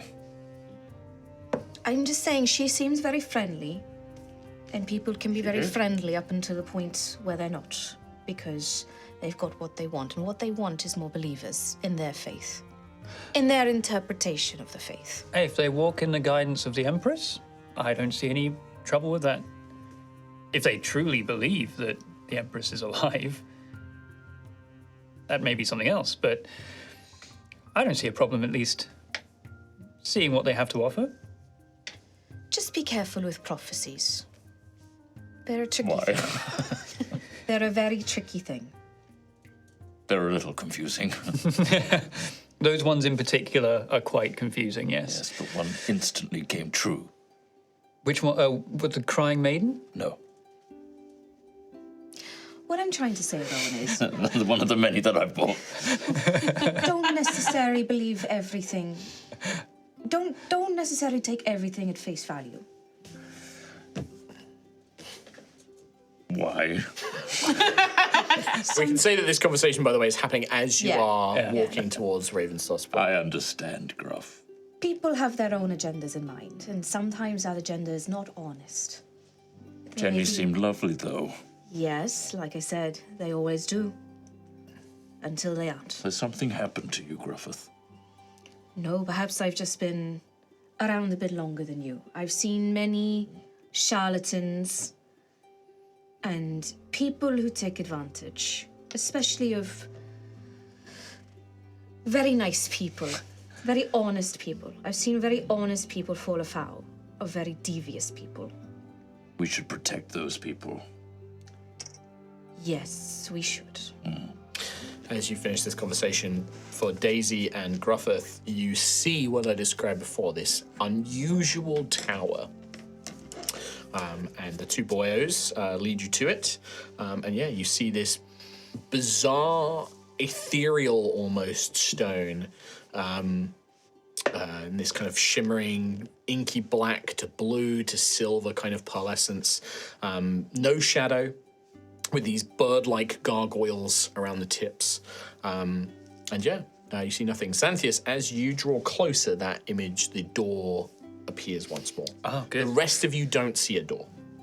So this is it. This is what we saw earlier. I mean, the stone itself is, like Rowan was saying, unlike anything he's ever seen, at least. And I mean, he's much more well-traveled than I am, especially in the stone department. But there it is, the door. Can you? Anyone else, please? Can you tell like, this shape that's appeared in front of me? Nope. Nope. No. Can you see it now, Rowan? Rowan can't see it. You can sense that there is something there, but you can't see I it. cannot see it, no, but I agree with you, there is a door. Okay, well look, and I'll walk towards like, I guess where an edge of this door would be, where I see. Did you say it was like light coming through, or? Yeah, it's like the Moria runes, door, so yeah. it's like silvery, runic, kind of glowing. As the three of you, as Xanthias draws closer to it, and the three of you kind of follow and are looking at it, trying to see this door, can Daisy, Gruffith, and Rowan all make wisdom saving throws? Okay. 16 plus 5, 21. 21. Natural 20. Total? For a 21. 21. Sorry, not me. Not you. 5. 5. 21 you both got. You both unfortunately still fail. Holy shit. Well, I got a nat 20. That's the most I can ever get. It is, yeah. For now. The three of you, Daisy, Rowan, and Gruffith, you look towards this door, and like Rowan, it's weird. You know that there's something there, but then your mind is like, no, there's nothing there. Like it's like you felt like there was something there, and then suddenly you're like, no, I'm looking at it. There can't possibly be anything there. And then Daisy and Gruffith, as you almost like you're glancing over it. Like you're just like, what's he talking about? There can't be anything there. Like you're just kind of your eyes and mind are bouncing off this thing. And for out-of-game purposes, there is an effect which is basically causing you to kind of ignore it. Okay. Almost like kind of pushing your mind away from this place, right? But in character, like... So is that like an aura thing? Like even if I step closer to it, no, you're invisible to them? Okay. Yeah.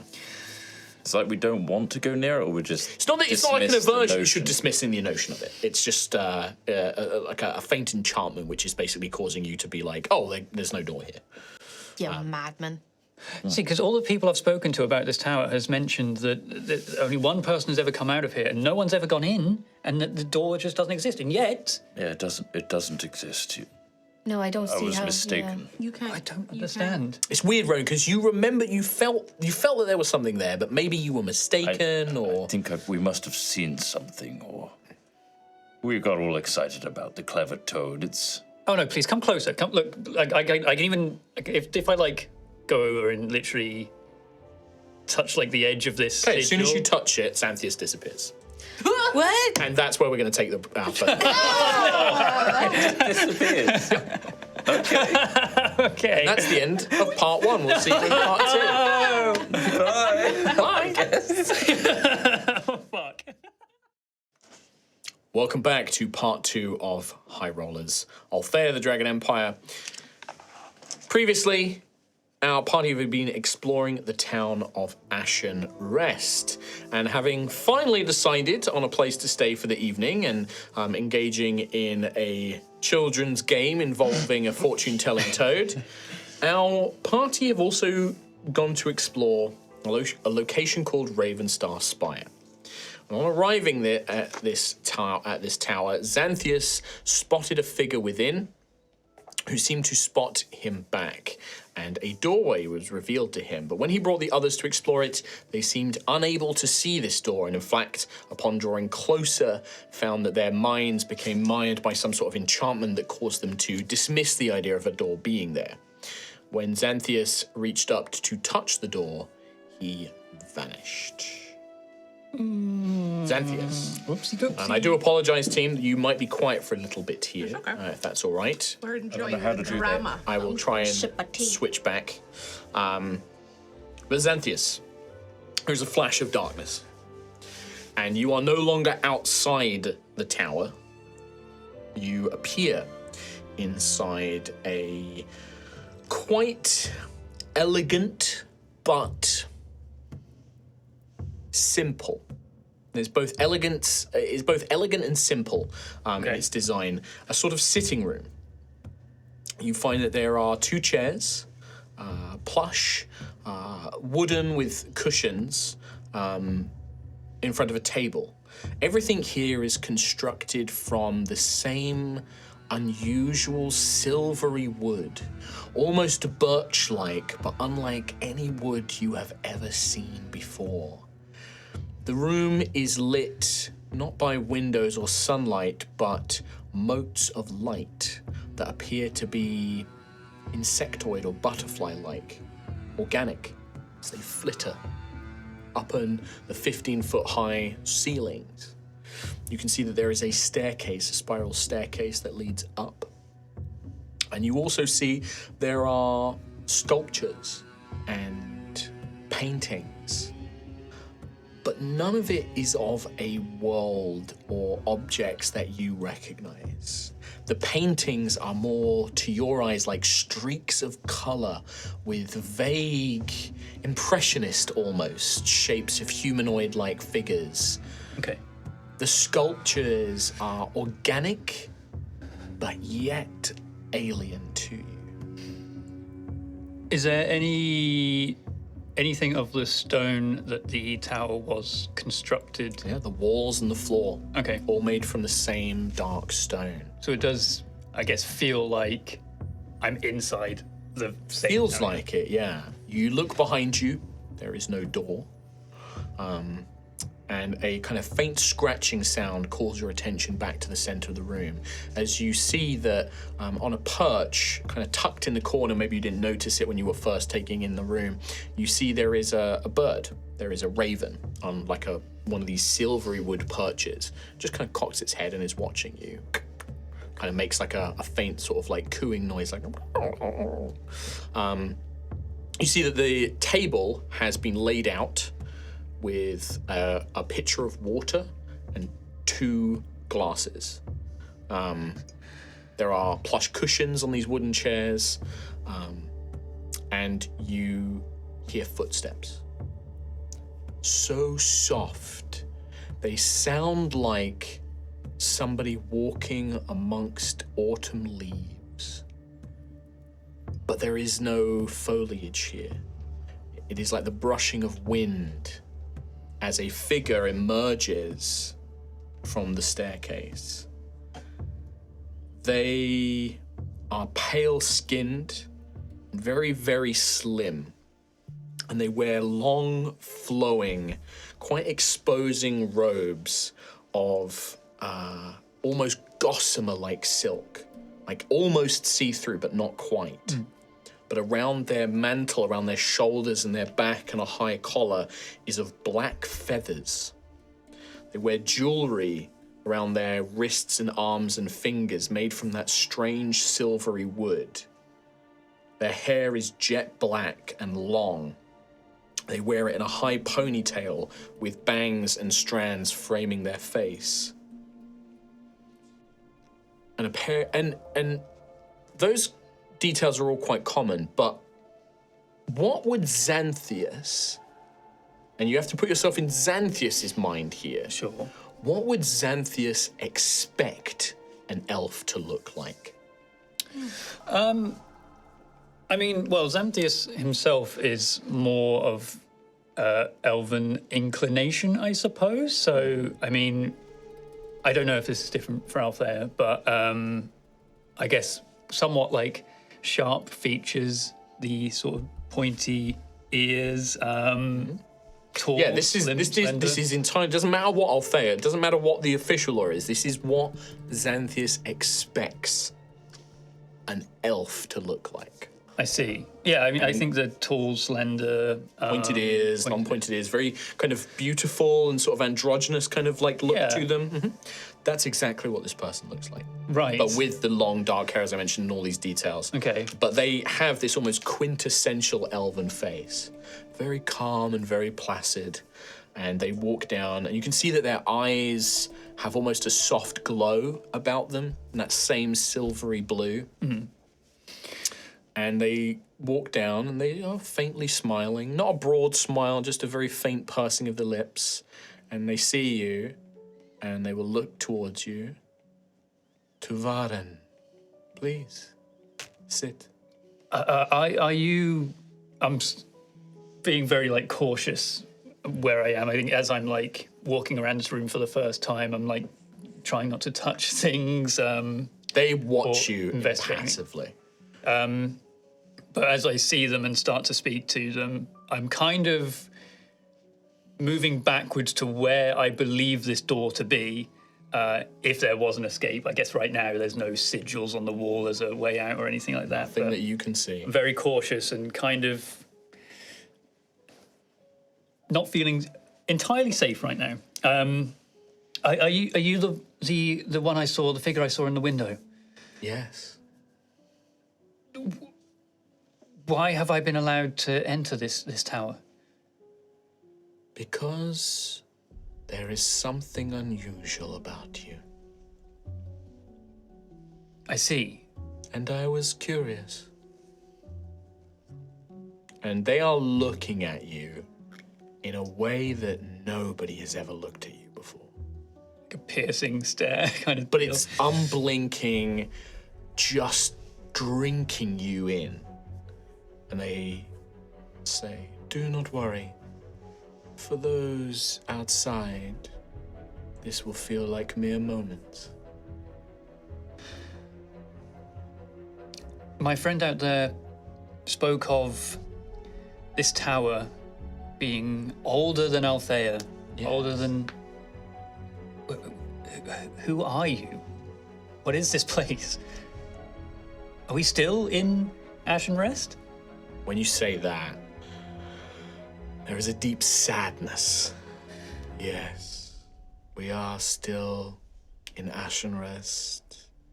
We are still in the world that you call Altheya. We are still upon the material plane. This is my home. I believe that the others in this place, they call it Raven Star Spire. A pretty name. Some here call me Blackwing. And what is your actual name? They smile, if you wish to know it, though it is difficult for Tuvaran to say. I am Irvena Lethas Irneweth.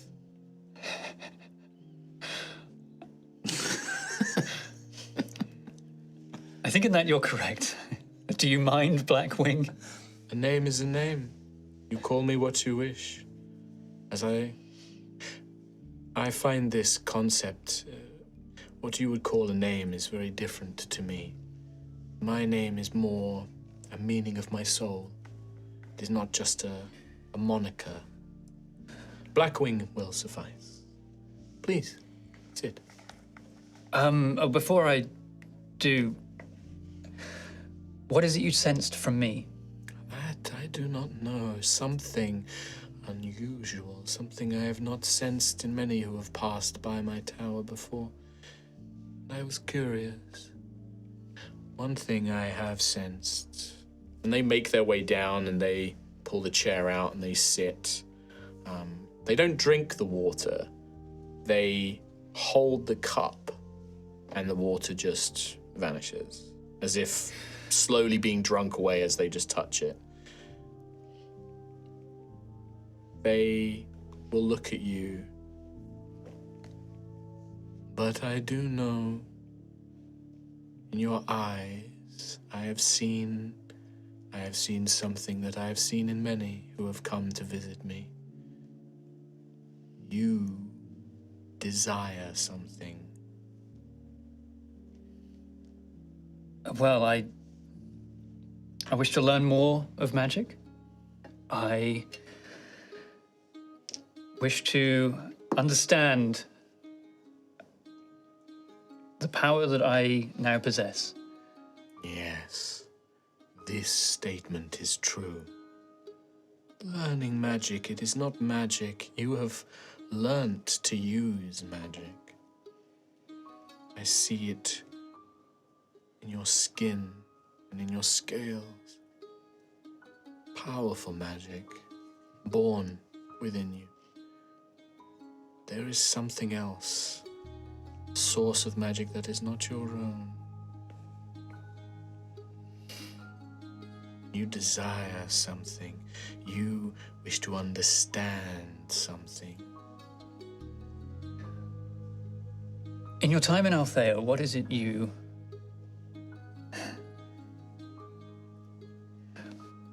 What do you know about the world of Altheya? What do you know about its history? Very little. I spend most of my time trying to see beauty and art and life as I once knew it, in my home, a home that is long lost to me now. I know little of your world, but I know that what you carry is not Althean. Not truly. That is why I am curious.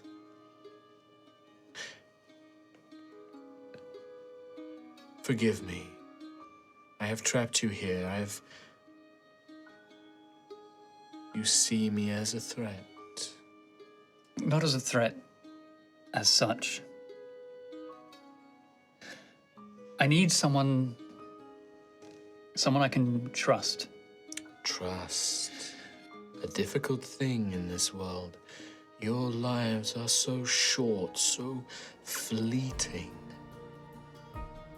Ambition, power, greed, common drives of this world. How can you trust any, dear? That is a question I have been struggling with for the past week or so. What I carry for anyone out there, if they knew, would no doubt be a death sentence. They cock their head curiously. They stand up and they begin to move towards you.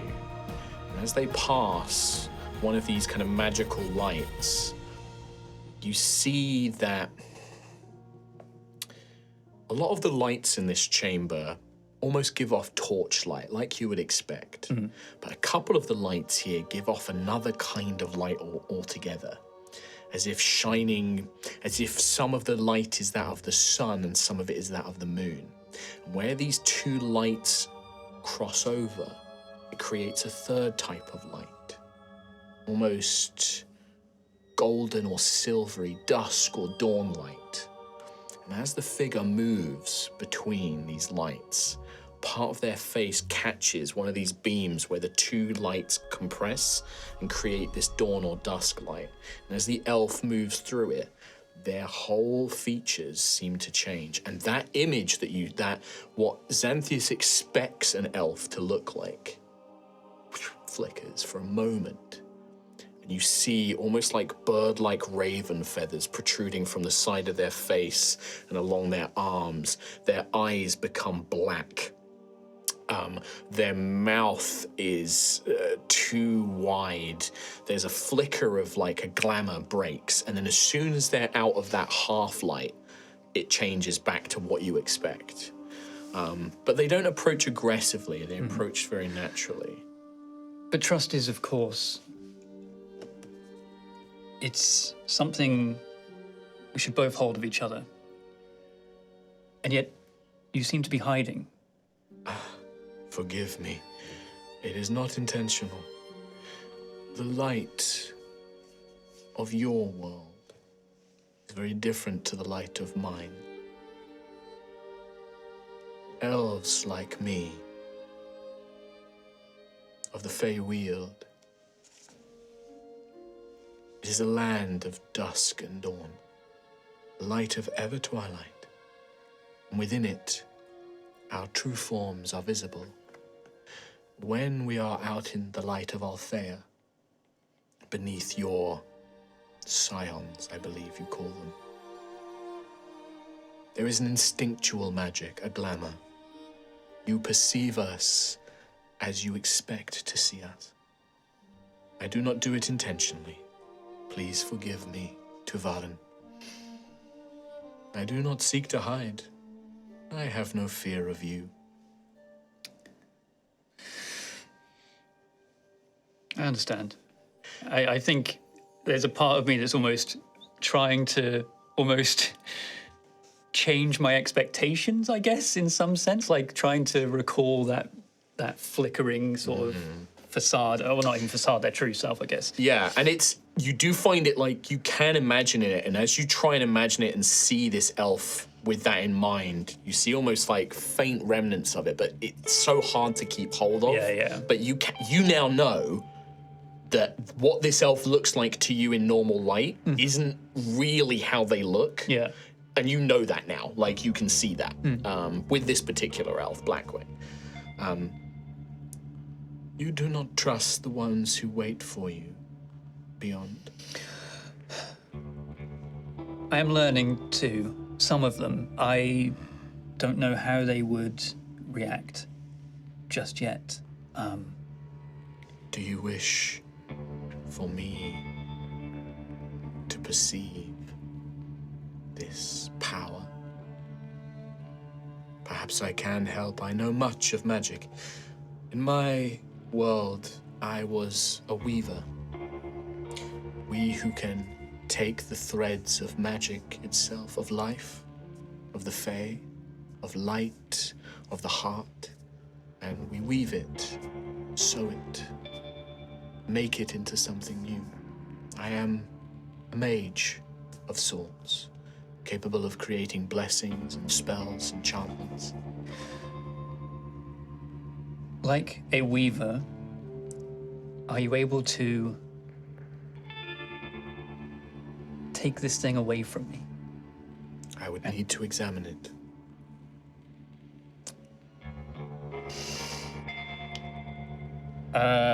They kind of cock their head and they're looking at you in this very bizarre way. This need not be a decision you make now, Tuvarin. I will be here for many, many, many years.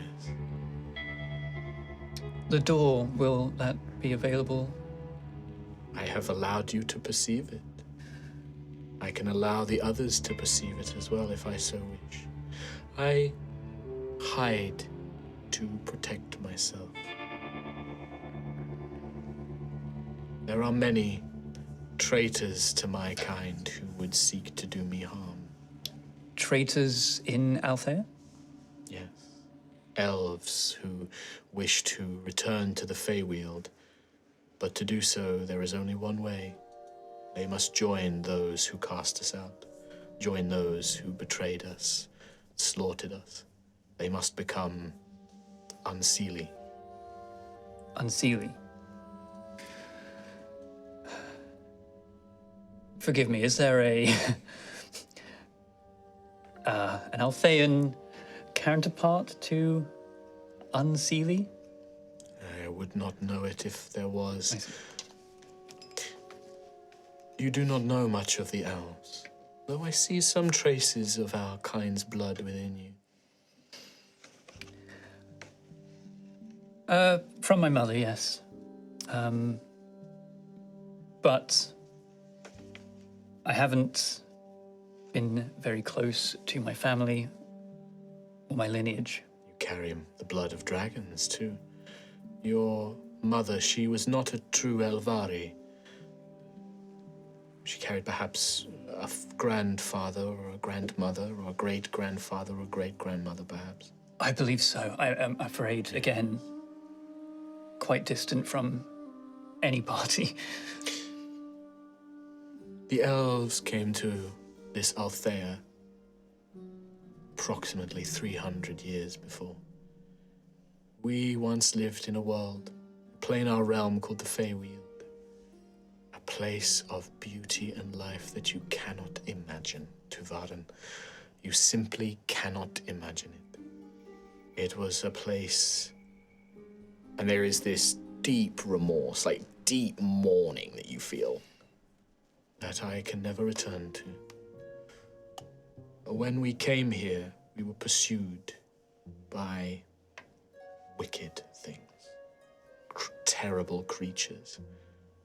They sought to slaughter my kind and many others for control of the Feywield.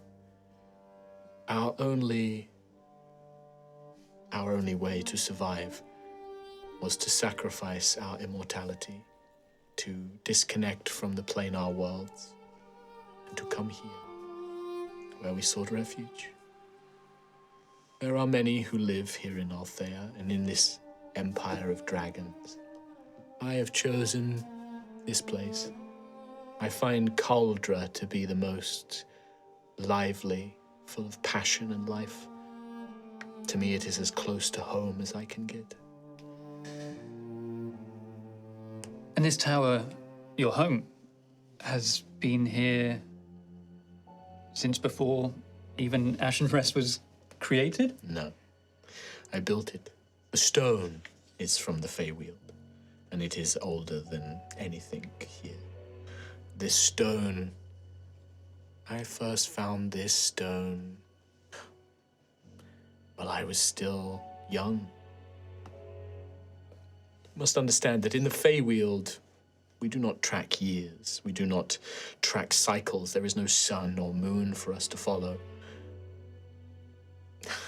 If I were to guess, if I were to try and calculate it, to you I would be 30, 40,000 years old. If you were to calculate it, right. But time passes differently.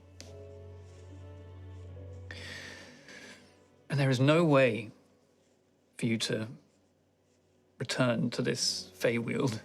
If I were, I would be hunted. Hunted by the Unseelie. Even here, their agents try and find us.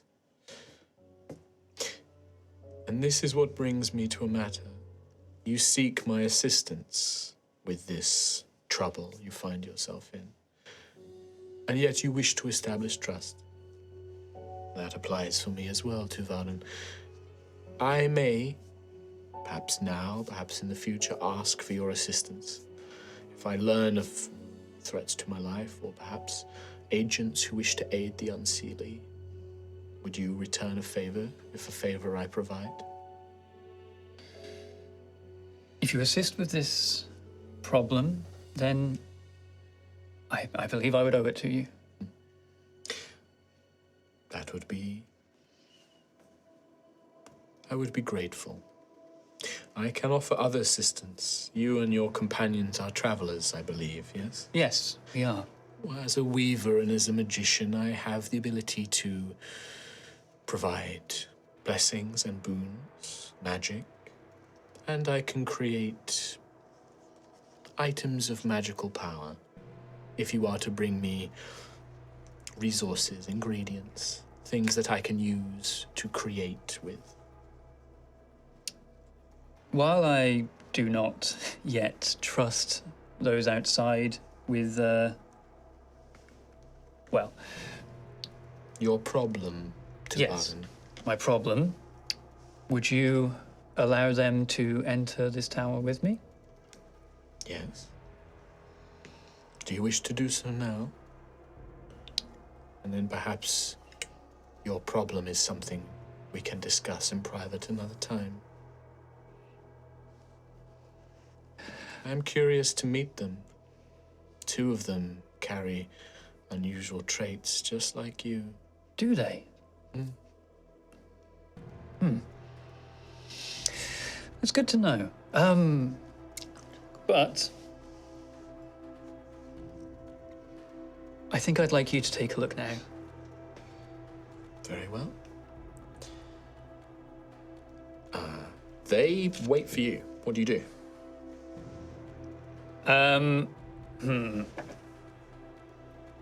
I think I would just... I mean, everyone's seen, like, the bandages I have.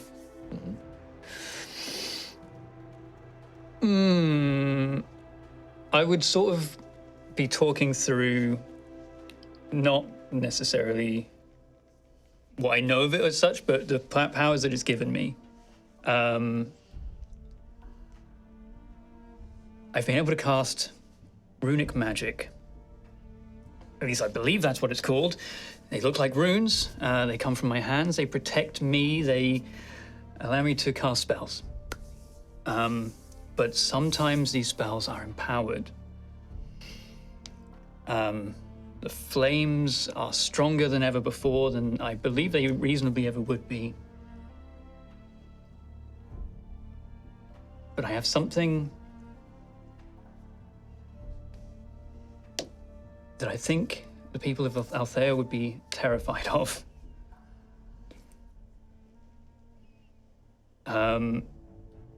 Show me. In that case, I would slowly, like, remove the cloak and, you know, down to what would just be the bandages. I don't know if they get anything from that. As you do, you see them just very subtly with their hands as threads from their fingertips almost begin to weave out of air. Almost like the air coalesces into these silvery glowing strings. And then they begin to almost like when you do like a cat's cradle, create these shapes. And a mask, like a masquerade mask, appears over their face, and it kind of shimmers as they cast a spell, a detection, a divination spell of some kind. And then with the bandages, they are looking intently and they are staring at a spot under the bandages. And you know that they haven't seen it, but they can tell that there is something there. Mm-hmm. Do you take off the bandages? I don't. Okay. I see what they are able to... There is a momentary pause, and then you see Blackwing seem to grow immensely. They become 9 feet tall. Their hands become like talons. Armor seems to almost shimmer across their body as they hold out a hand. I need you to make a wisdom saving throw. Let's go. Wisdom save. Well, let me ask you a question. Can you beat a DC 23? Maybe with some fate on my side. You can add it to a saving throw. I would like to use some luck in this case. One of these dice. I mean, sure. It's not great. It's not great. A -1. Right. Okay. You need to roll very high. I do. No, unfortunately not. It's a 14. 14. You feel yourself just freeze up. What is this? And you hear their voice suddenly, very Gandalf when he's talking to Bilbo. The shadows seem to expand, and the room now is engulfed in night. Dozens of red-eyed birds begin to appear in the darkness. What terror have you brought? What is this? Tuvaren, do you know what you carry? I can speak. You can't speak, but this voice is in your head now. I don't wish to carry this thing anymore. I know exactly what it is, and I'm just as terrified of it as you are. Within this, within you, is chaos and the fires of the Hellion and the light of the Lucent Peaks merged together into one hideous form. It is like poison in your veins. And can it be removed? Can you take this away from me? Can I be cured? Shadows begin to retreat, and you now see that there is a menagerie of crows and ravens and corvid birds within this room. But Blackwing shrinks back down, and now there is almost a visage of pity. This is beyond my power to remove. It may be possible, but not with my power. This... You see Blackwing almost looks up, as if looking up at the sky, and then looks back down. This is of a great power, power beyond me. But there were once those who stood against it. I may be able to help you, but it will take time to research. How much time? I do not know. You understand. Time, for me, is somewhat more precious. Yes. You have experienced it once, yes? Transformation. Yes. And I would happily show off your glove, and you see this hand, these blackened fingers and like lines of molten fire. Each time, it will take longer and longer for these mutations. You have perhaps 10, 12 before the next. If you are strong of mind, strong of soul, strong of body, you can resist. I may be able to help slow the process, but this will also take me time to learn. But you have some time before the next change. You feel your body become your own again as the whole person spell is dismissed on you. I do not wish to harm you. I hope you know that. Or anyone. Be wary, Tuvarin. The words you speak now, I believe. But as this poison burns through you, your mind, like your body, will change. And that need, that hunger, will grow. If you come to me again, I will expect you to be of sound mind. If you come to me and I believe that you are lost, I will make sure that you do not threaten anyone again. For you are an anathema of light and freedom and life. I would expect nothing less. When they mentioned the people that stood before, is this something I'm aware of, I guess, as a first little inkling? I don't know if this is a... People that you stood before? When you said the people I would look for are the ones that stood against. You can make a history check. Okay. Because they, as an elf, they are being a bit vague and cryptic, but you might be able to piece it together. Okay. I mean, if Tom has an idea, then I'm fine with Xanthias having that idea. But if you are asking me, Mark, can you give me a hint, then that's what the roll is for. Sure, that's what it is. Okay. If there was some piece of lore that I might have missed, Sure. then... But I got a... what was it? A 15. 15. You suspect that they mean the Proto-Magi. I see. Okay, yeah.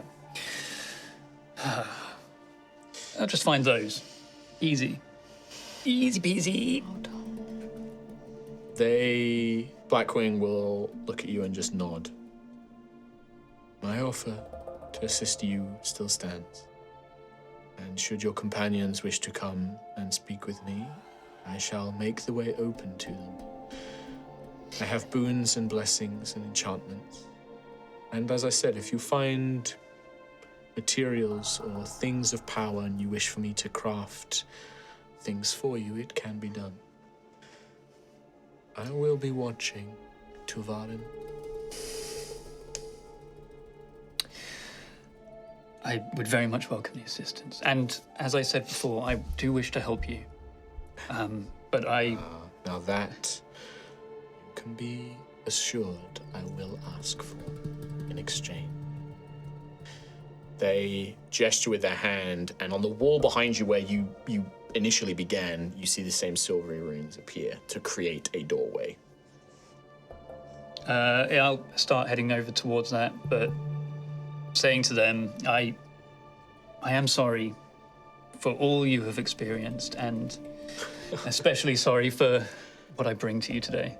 They smile, in a kind of a slightly patronizing way, unfortunately. There is a kind of like an adult laughing at a child who said something, right? Like, oh, bless you. It's that kind of like, oh, sweet thing. Do not be sad for me, Tuvarin. My kind have enough sadness for ourselves. And do not fear.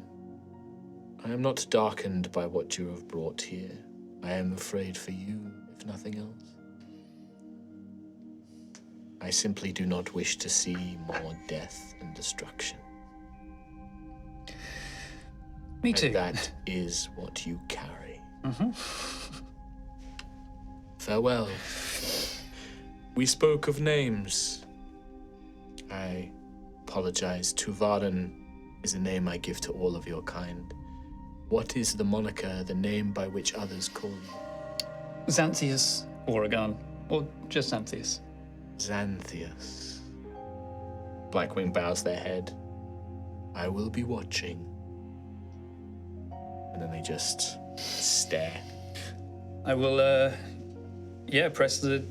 put a hand to the door again. You are outside again. For Gruff, Daisy, and Rowan, it's been maybe a minute. Xanthias walked up, he touched the tower, and then he vanished. What do you guys do? Daisy is probably trying to find the door where Cold he stone, yeah, just touching. Yep. Make an investigation check for me.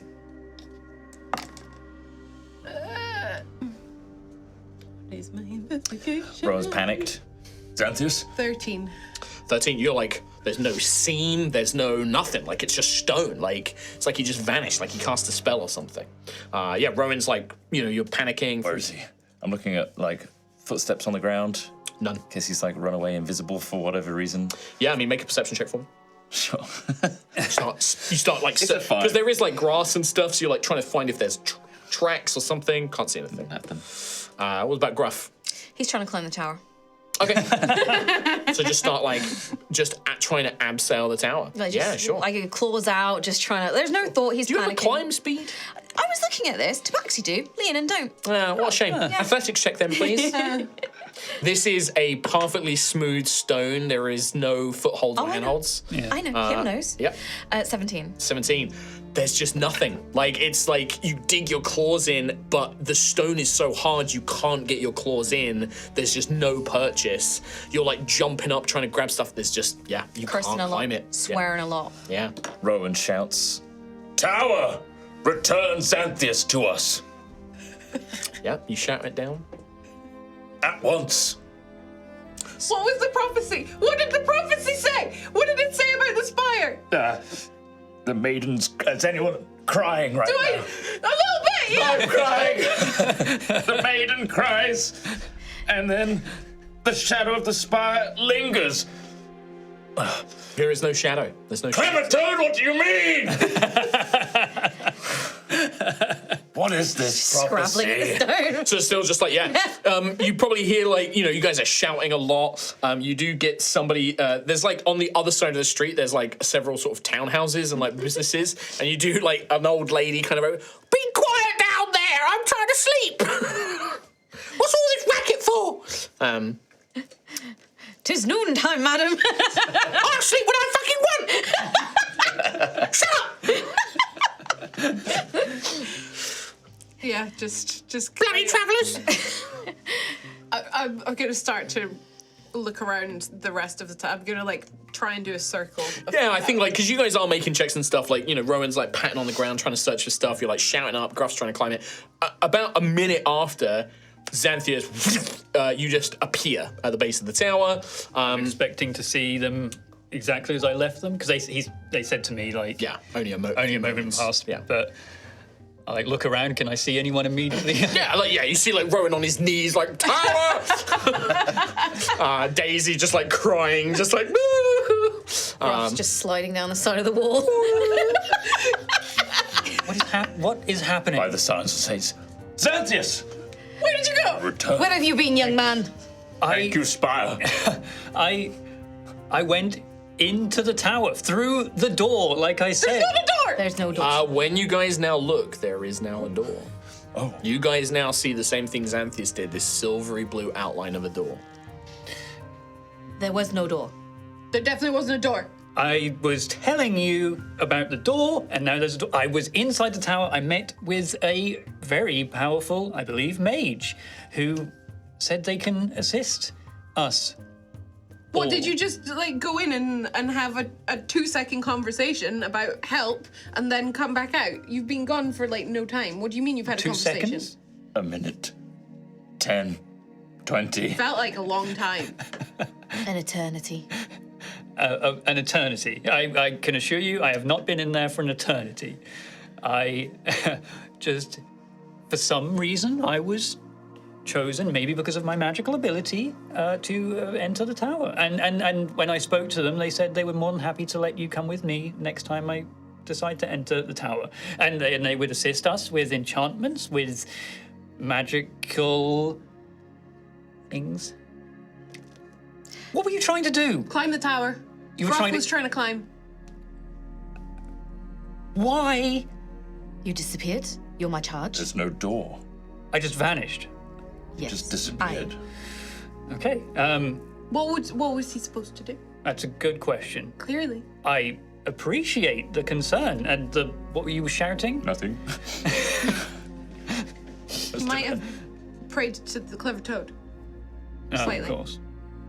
You really shouldn't do that. Pray. I was desperate. No, pray to the scions, not to dead toads. I did that too. Okay. I was cursing the toad. Gruff, you are the only one to notice this. I don't think anybody else has passive perception 15 or higher. I think Gruff is the only one. No, you do not. Feels pretty good, huh? I know. Yeah.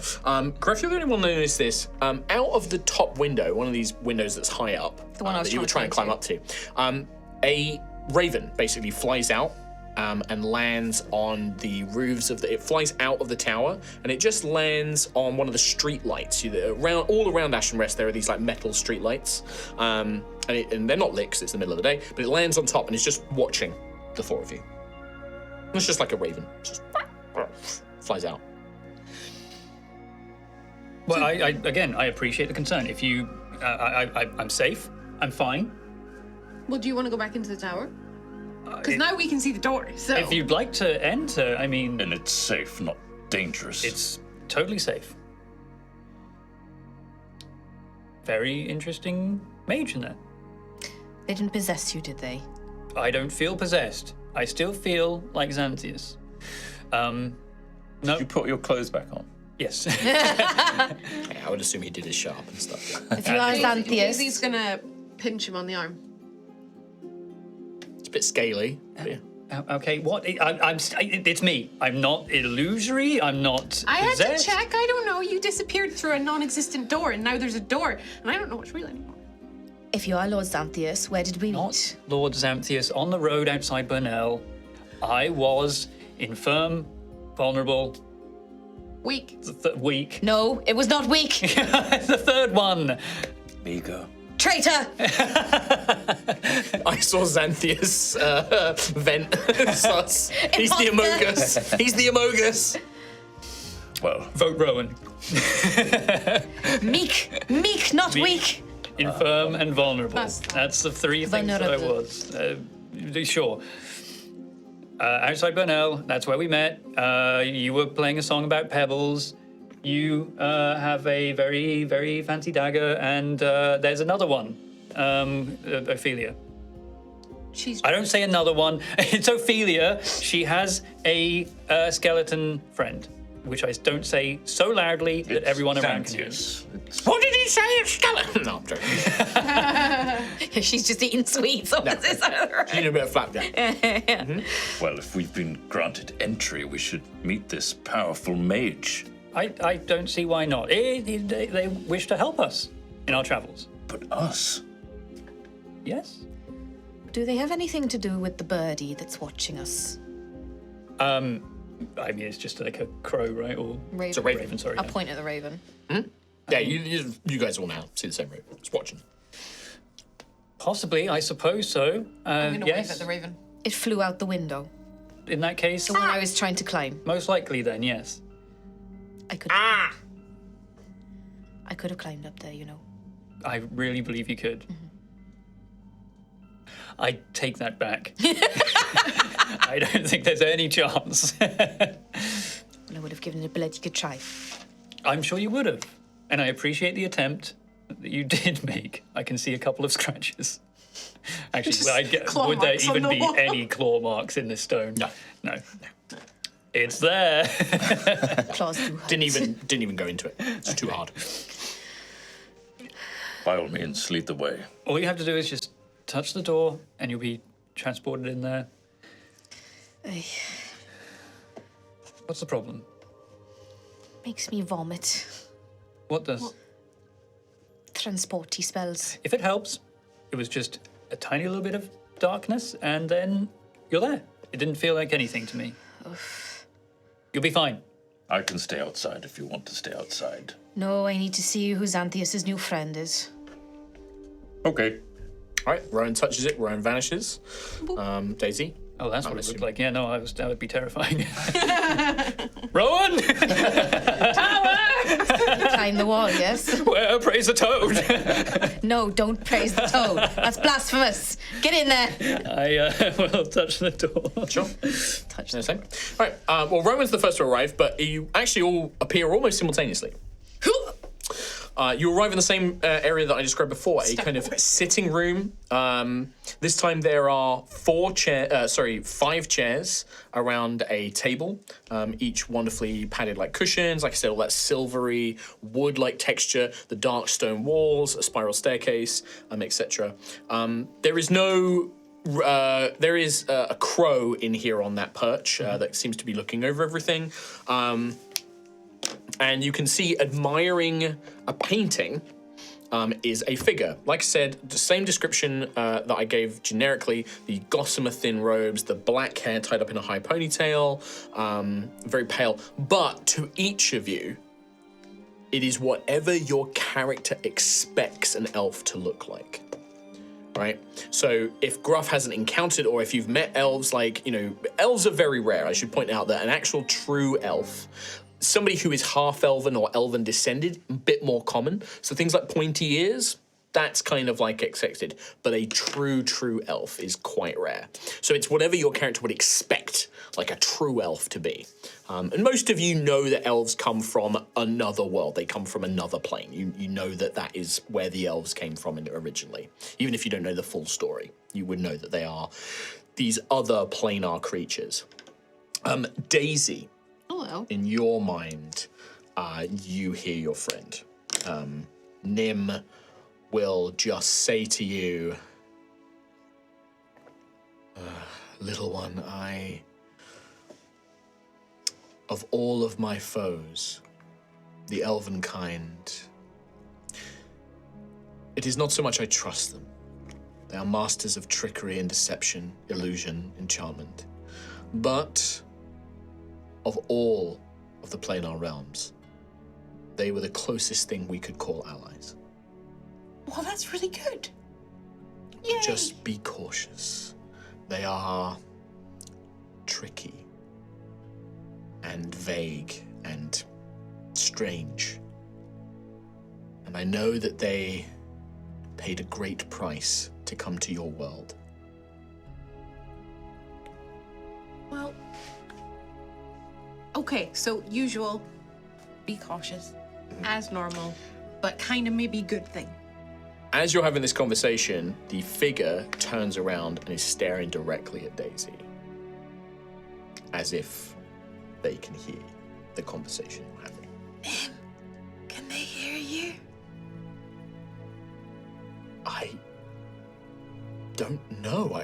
I didn't think they would be able to. No. The figure just stares. You are all friends of Xanthias. Okay. Welcome. You may call me Blackwing. It's a name that is most commonly given to me. It is a pleasure to meet you, Blackwing. I am Rowan. And this is Gruffith. You just nod. Of tomorrow. Of tomorrow. Up nod. in Iceheart. And this is Daisy of nearby. Good find. Hi. The figure begins to drift towards you. And there is this kind of alien, uncomfortable, like, if you met somebody and they just immediately walked very intensely up to you, like quite close, there is this unnaturalness to their social behavior. And they almost like walk directly up to you, and they are tall as well. They're not quite Rowan tall, but they're probably about 6'2". You know, they're tall. And they look down at you, Daisy.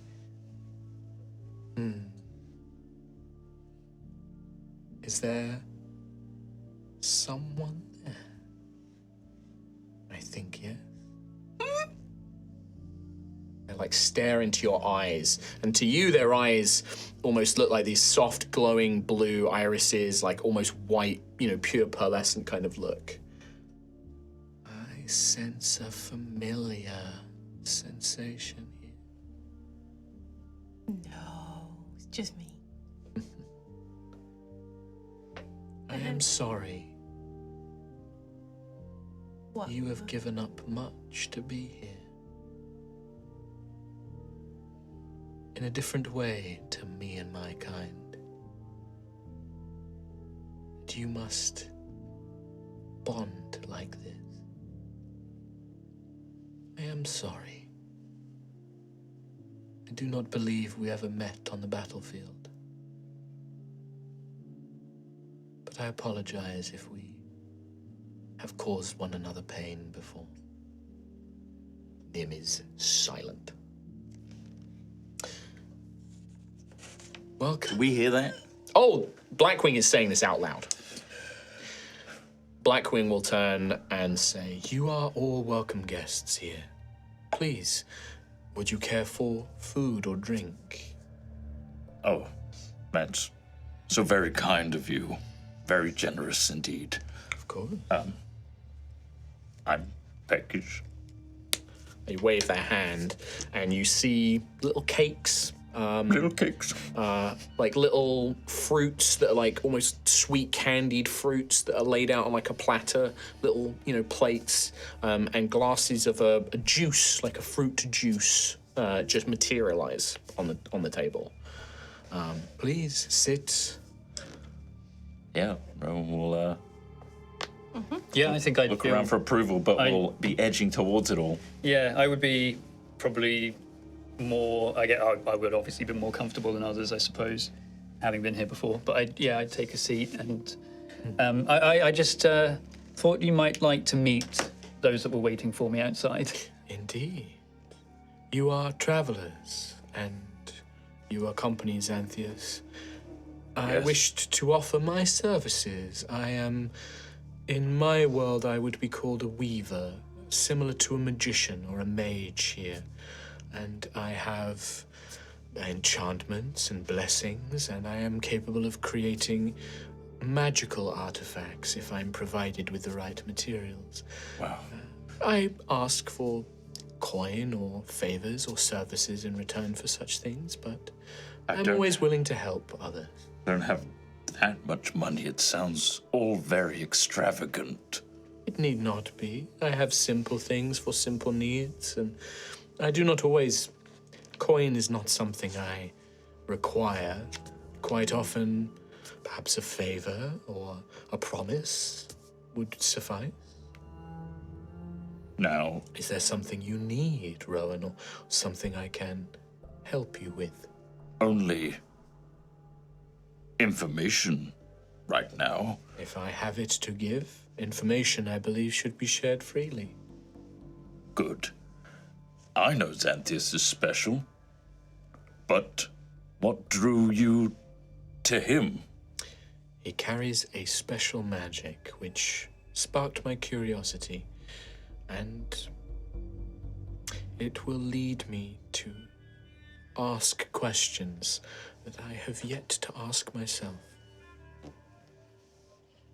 Rowan is like rubbing his temples. Okay. You carry something unusual about you as well. I sense The loot. old magic. This, when you bring out the loot, Blackwing, very normally impassive, very neutral in emotion, but you see tears in their eyes, and they hold it for a moment. They don't react. They don't like sniffle or rub the tears away. They But don't pog. They do drop. They do kind of drop down their face, and then as they fall off their skin, they just seem to evaporate and twinkle away. What a beautiful instrument. Yes, May I hold it? of course. Sostenuto. Please meet Blackwing. And you see Blackwing talks to the lute. Blackwing is the name that this place has given me. I am Irvena Lethas Irneowith. And is talking to the lute. You are a thing of exquisite beauty, crafted with such love and life. And they turn it over in their hands and they begin to play it. Rowan starts bawling, but holding it back so he can listen to the music. Well, I will say this for the rest of you, Blackwing doesn't play it as well as Rowan does. Like, you've heard Rowan play it, and it is incredible. They are competent, but you can tell they're not a musician. but they play it with skill. Like, this is like, imagine if a friend of yours who'd never played an instrument in their life picked it up and really played it quite well, but didn't quite play it like Mozart level or something like that. Well, but like, they still play it incredibly well. So when Rowan plays it, we can hear like almost this symphony behind it, the feelings. You don't hear that. It's just it is a really nice lute. Yeah, you hear a really nice lute. But this is, you get the sense that this isn't Blackwing playing it because they want to play a lute. There's something else here, and they play it very softly. And the melody, Rowan, hits you. It is tragic. This is a lament. And they're not singing, but their mouth is moving as if they're mouthing words in a language that you don't speak. And then they play a few, maybe a chord or two, maybe sing a verse, and then they still the notes and they pass it back to you. Thank you. It is very rare to encounter such works in this world. Such an instrument would be at home in the Feywild. Please. And they will reach out and they will touch your arm, Rowan, and you see magic begin to fill sort of the air around Rowan as a dawn golden light kind of reaches out from Blackwing's hands and infuses into him. Blackwing will grant you the Blessing of Dawn, Rowan. Oh. This will grant you plus 10 movement speed for 24 hours. Oh, wow. Cool. 10's pretty good. Thank you. A blessing I normally give to those who seek my powers, but for introducing me to such a gift, please. Sostenuto, although a small part, has taken a share of your sorrowful burden. Thank you. In its song. That seems to resonate deeply with Blackwing, and they just nod their head. And I believe that we have Gruffith of Tremorrow. I must admit I know very little of the world beyond Caldra and of your world entirely. Please, is there anything I can help you with?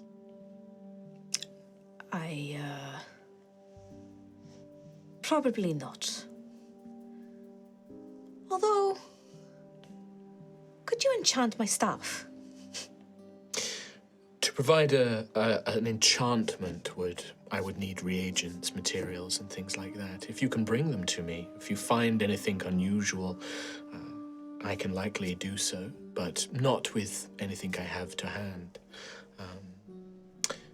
The bird, because there's like engravings of birds on the staff and things, isn't there? Yeah, very amateur, I'd say. Yeah, like yeah, Gruff's done it himself. Yeah, okay. But I can see that there is a minor enchantment placed upon it already. A spirit of a bird. I have an affinity for birds myself. Illusion. I didn't want to bring my birds with me. I didn't want them to be in danger, but I could only afford for one bird to be imbued into the staff, one illusion. And really, I'd quite like Ira to join Seren. I miss them both. I don't want one to think I favour them over the other. You know, they get very jealous. I do indeed.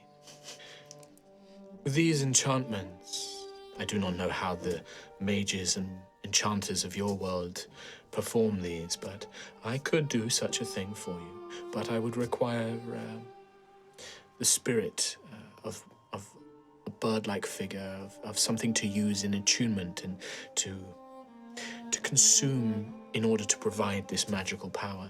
If you were able to provide the feather of a powerful magical beast, a griffin or some such, one of its feathers, I might be able to provide this enchantment for you. It would need to be fresh, something from a griffin alive, not one that has been dead for a long time. But if you encounter such a thing, I would be able to provide it. I'll bear that in mind, thank you. Allow me to give you this, perhaps in compensation for being unable to assist you. And they will go over and they will snap off a piece of wood from their crow's branch, They just snap off like a twig, sort of about 4 inches wide, and they hold it, and then you begin to see the wood almost begins to warp and grow and twist as it creates a bird, an ice diver-like shape, like a wooden, not statue, almost like it's made from twigs and sticks, but it kind of grows off like branches. And they place it in your hand, Gruff, in your paw. This totem will allow you to speak with birds for an hour. It will be consumed in its use, but... Oh, thank you. That's a small gift. That's a lovely blessing. I wish that I could speak to my two, but too far away. But it'll be very nice to speak with birds all the same. They have much wisdom. Birds are...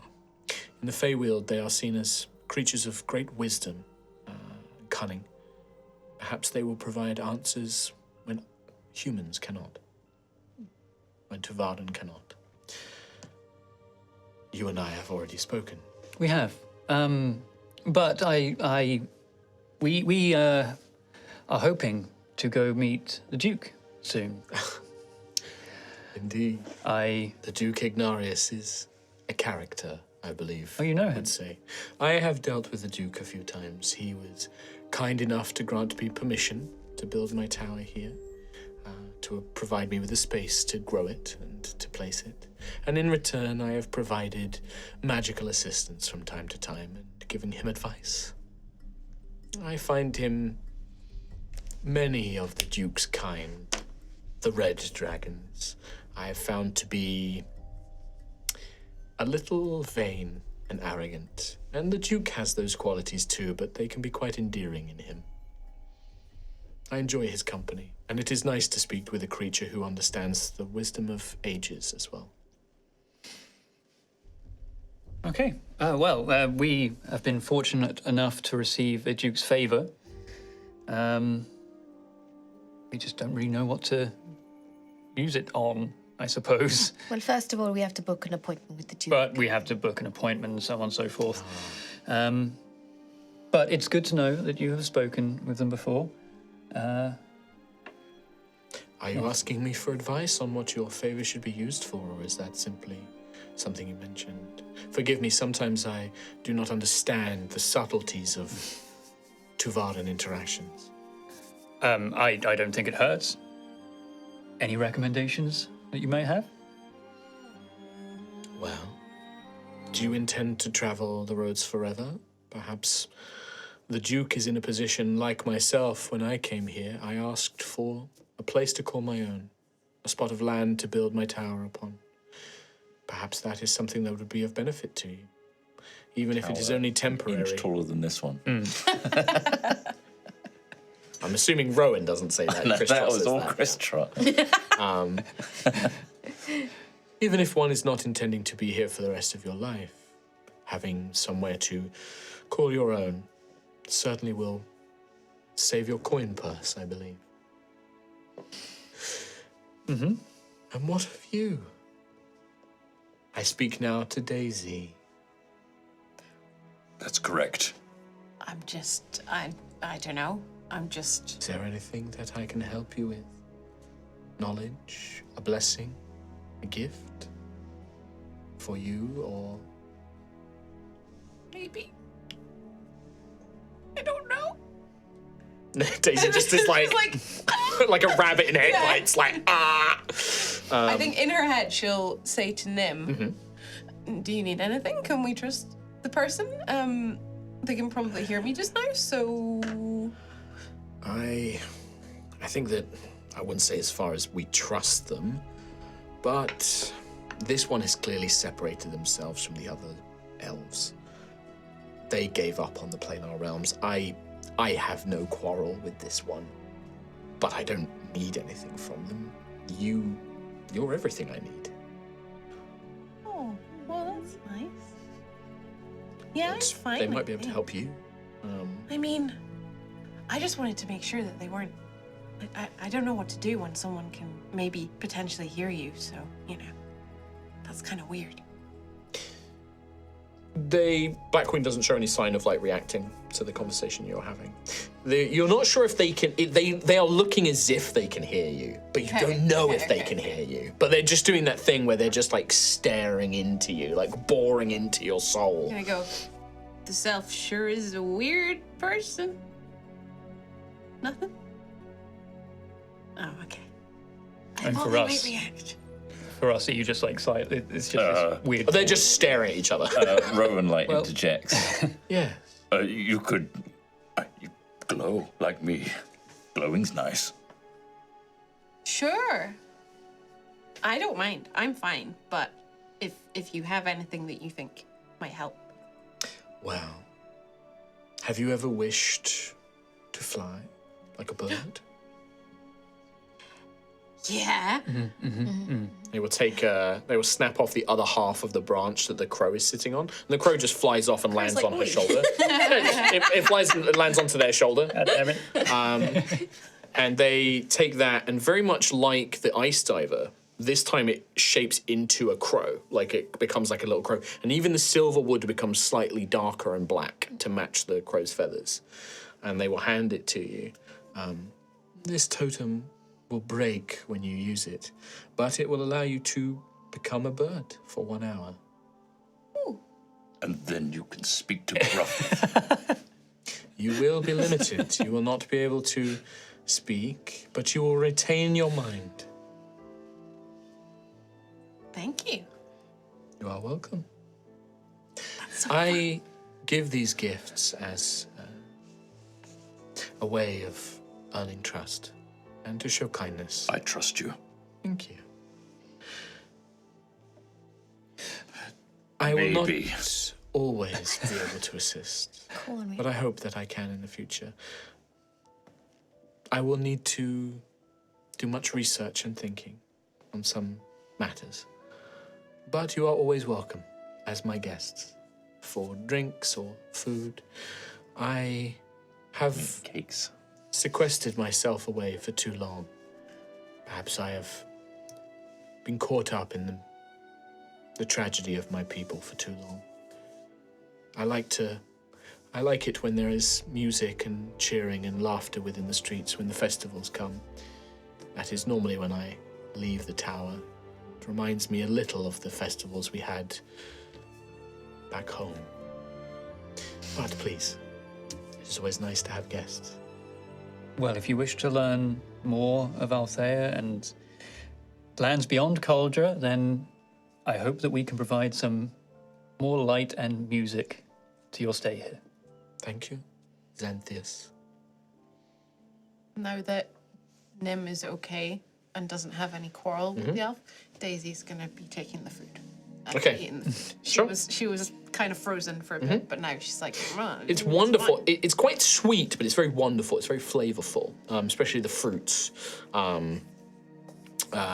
But yeah, and Blackwing, like, probably, like, just to kind of, like, shorten time, Blackwing will probably make small talk, like, ask you little bits about, like, where are you from, or, like, tell me about yourself, or, like, you know, tell me about Iceheart and things like that, wanting to learn a little bit more about, like, where you come from and cultures and customs and things like that.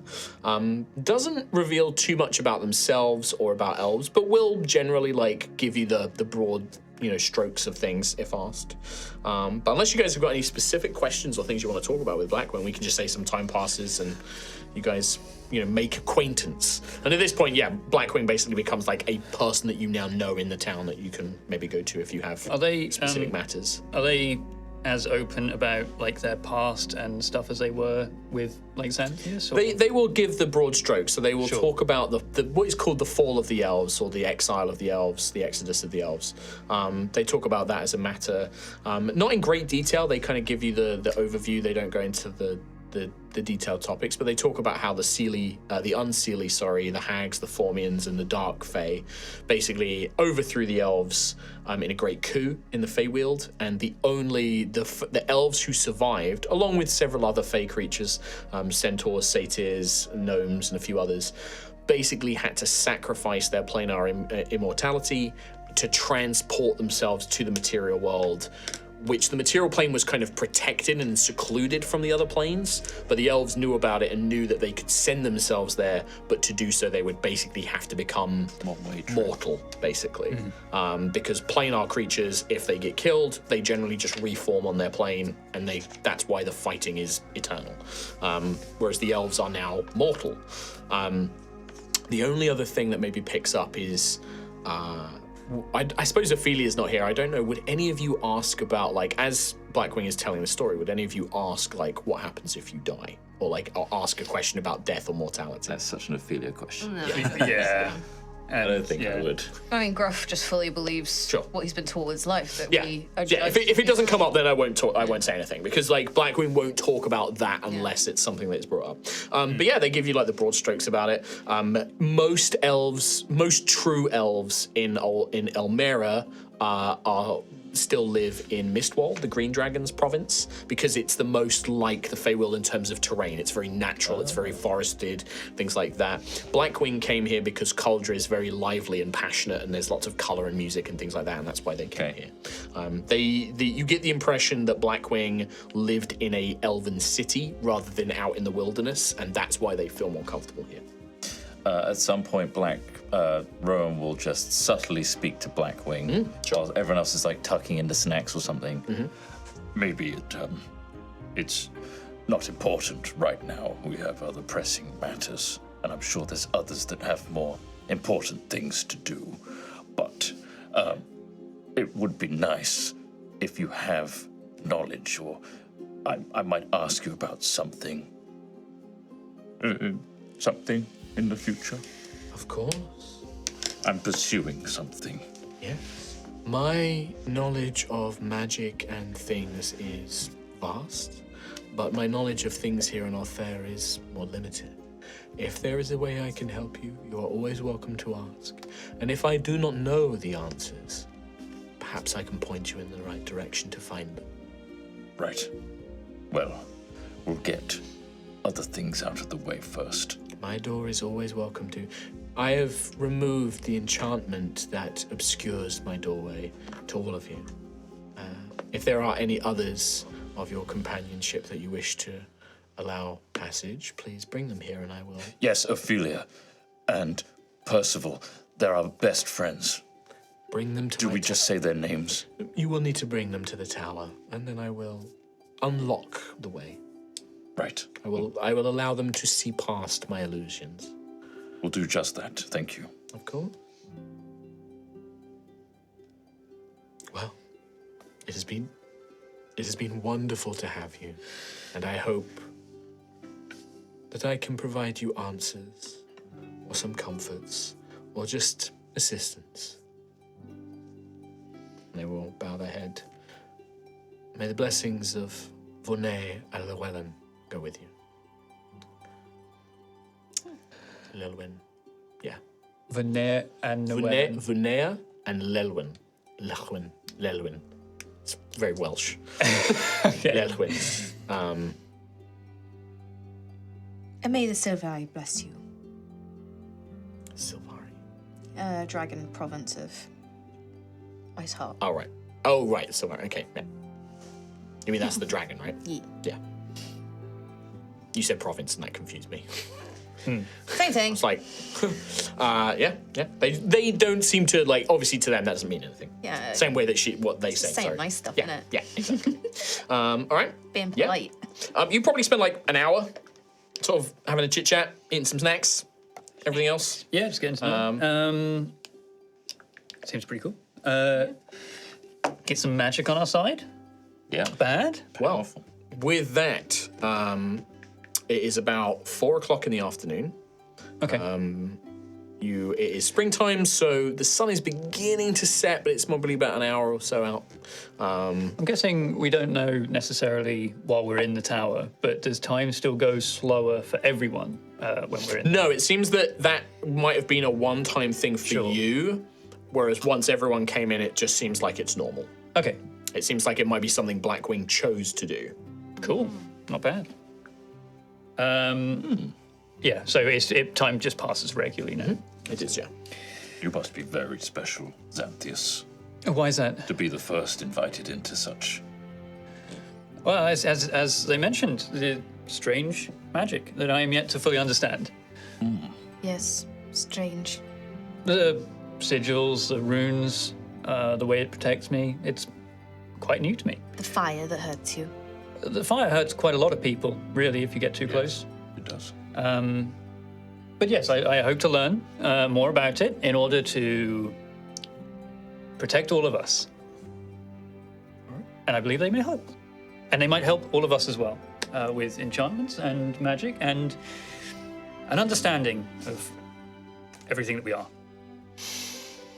With that, just before we wrap up the episode, I would like to know, what do you plan on doing next? Like I said, it's about 4 o'clock, so you've still got loads of time. Like, it's going to become nighttime soon, but the city doesn't stop. Like, until very late, the city will still be, most shops and places of interest will be open. It's been quite a while since we exfoliated. You have a room booked.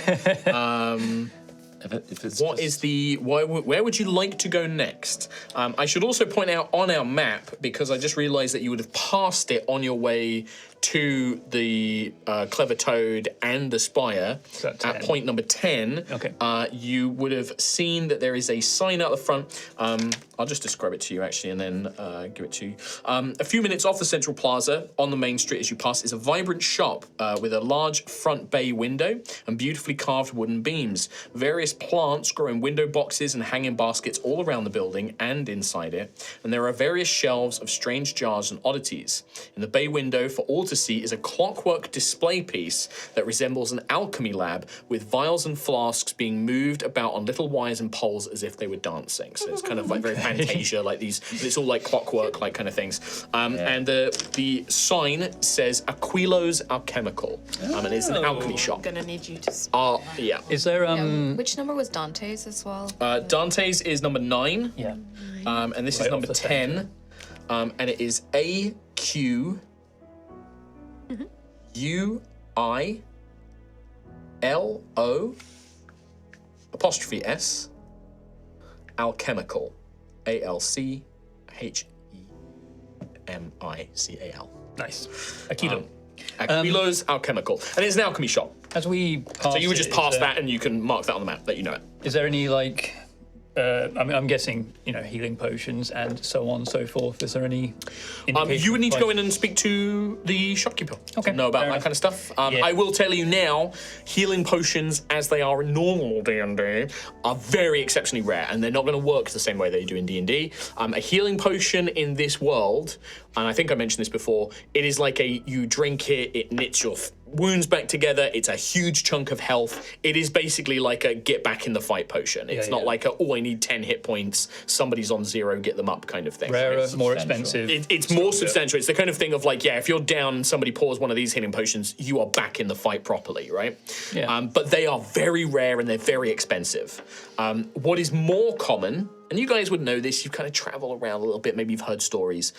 What is far more common is things like vitality potions, which will give you temporary hit points to represent you kind of getting energy, or like, your wounds kind of, not necessarily being damaged, but your skin being tougher and things like that. So rather than it being like a way to get somebody up who's down up, it is a way though of saying, well, I can take a vitality potion, get a bunch of temp HP, and then if I get attacked, it's coming off that, not my real hit points. Right, and then there are things like healing salves, which you can use during like short rests. If you don't want to spend hit dice, you can use these to give actual hit points back. Right. But they take a long time, so you have to do them on a short rest or a long rest. So basically, hit dice. Yeah, they're basically giving you free hit dice. Yeah, and for some of the non-fighters, these healing salves, they're probably better than your hit dice because they're actually D10s. Like a healing salve is normally going to be a D10 basically. Okay. And then the other thing, stronger. Yeah, basically, but like only during a short rest. You can't use them in a fight. And then another common thing, these are the 3 things which you can buy here, by the way. Okay. Are weapon oils. So these are things that you can pour on a weapon. It lasts about 10 minutes, or on 10 pieces of ammunition, like arrows.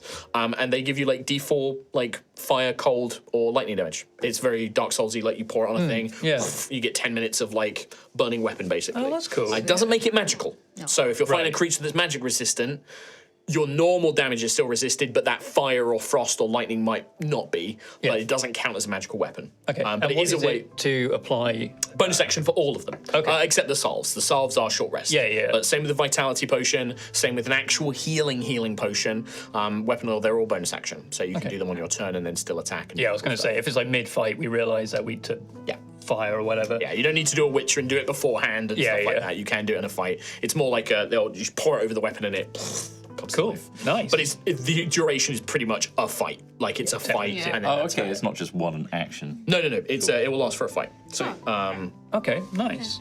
And then the vitality potions, it's temporary hit points instead. And you can get vitality potions work like old school D&D potions. There's like greater ones, masterwork ones, and they do more and more and more and so forth. Okay. In terms of like plans next time, someone else had something immediately. Gruff, whether or not someone goes with him or doesn't, or he does it on his own, he doesn't mind. But he would like to go to the cathedral to talk to the Holy Knights and ask them some questions about Right Shadow Cathedral. Well, you are very close to that right now. The Right Shadow. He was Right Shadow told- Cathedral. Who was he told by? Oh yeah, the Master Braider. Recommended that he go and talk to the Holy Knights at the cathedral. Don't believe we have it numbered, but we can put it on there. So this is 20. point 20. Bright Shadow Cathedral. Right, so I'll put that down for something Gruff would like to do, and then if anybody wants to go with Gruff, you can. It is an impressive building. Like, you can see it from where you are now. It is a grand, we are talking like a massive cathedral.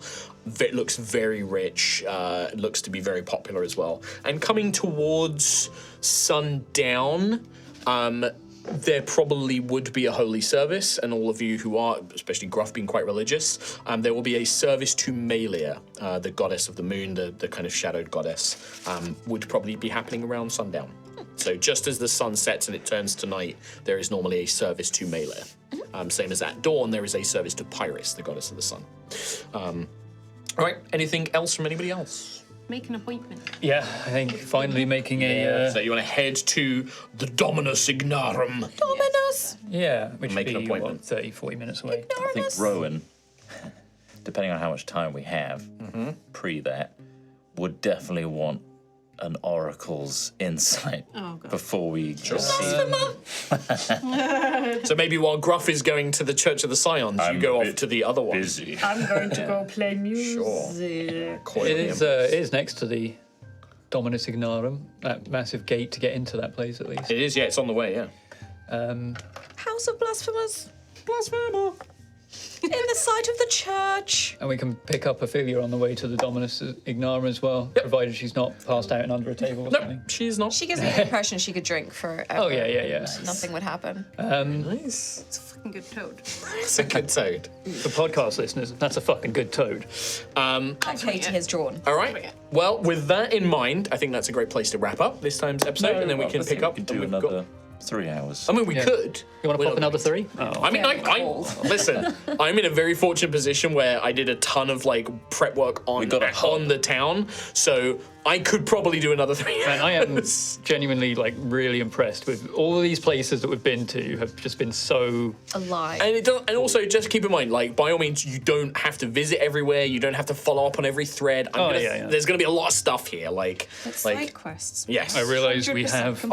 We haven't even. You've not gone to the bounty board yet, which is going to be a full-on like. You cannot say that to me.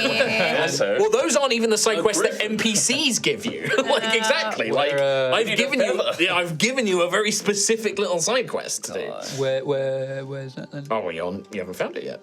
So with Your that, eyes. Ree will kill us if we carry on. thank you so much, everybody. That is going to be that is going to be it for this part of High Rollers. This is episode 8, and I do quite like the idea of Toad and Tower. The Toad and the Tower. Yeah. So episode 8, the Toad and the Tower. Thank you very much for joining us. We'll see you next time. Take care. We love you. Bye-bye. Bye. Bye now.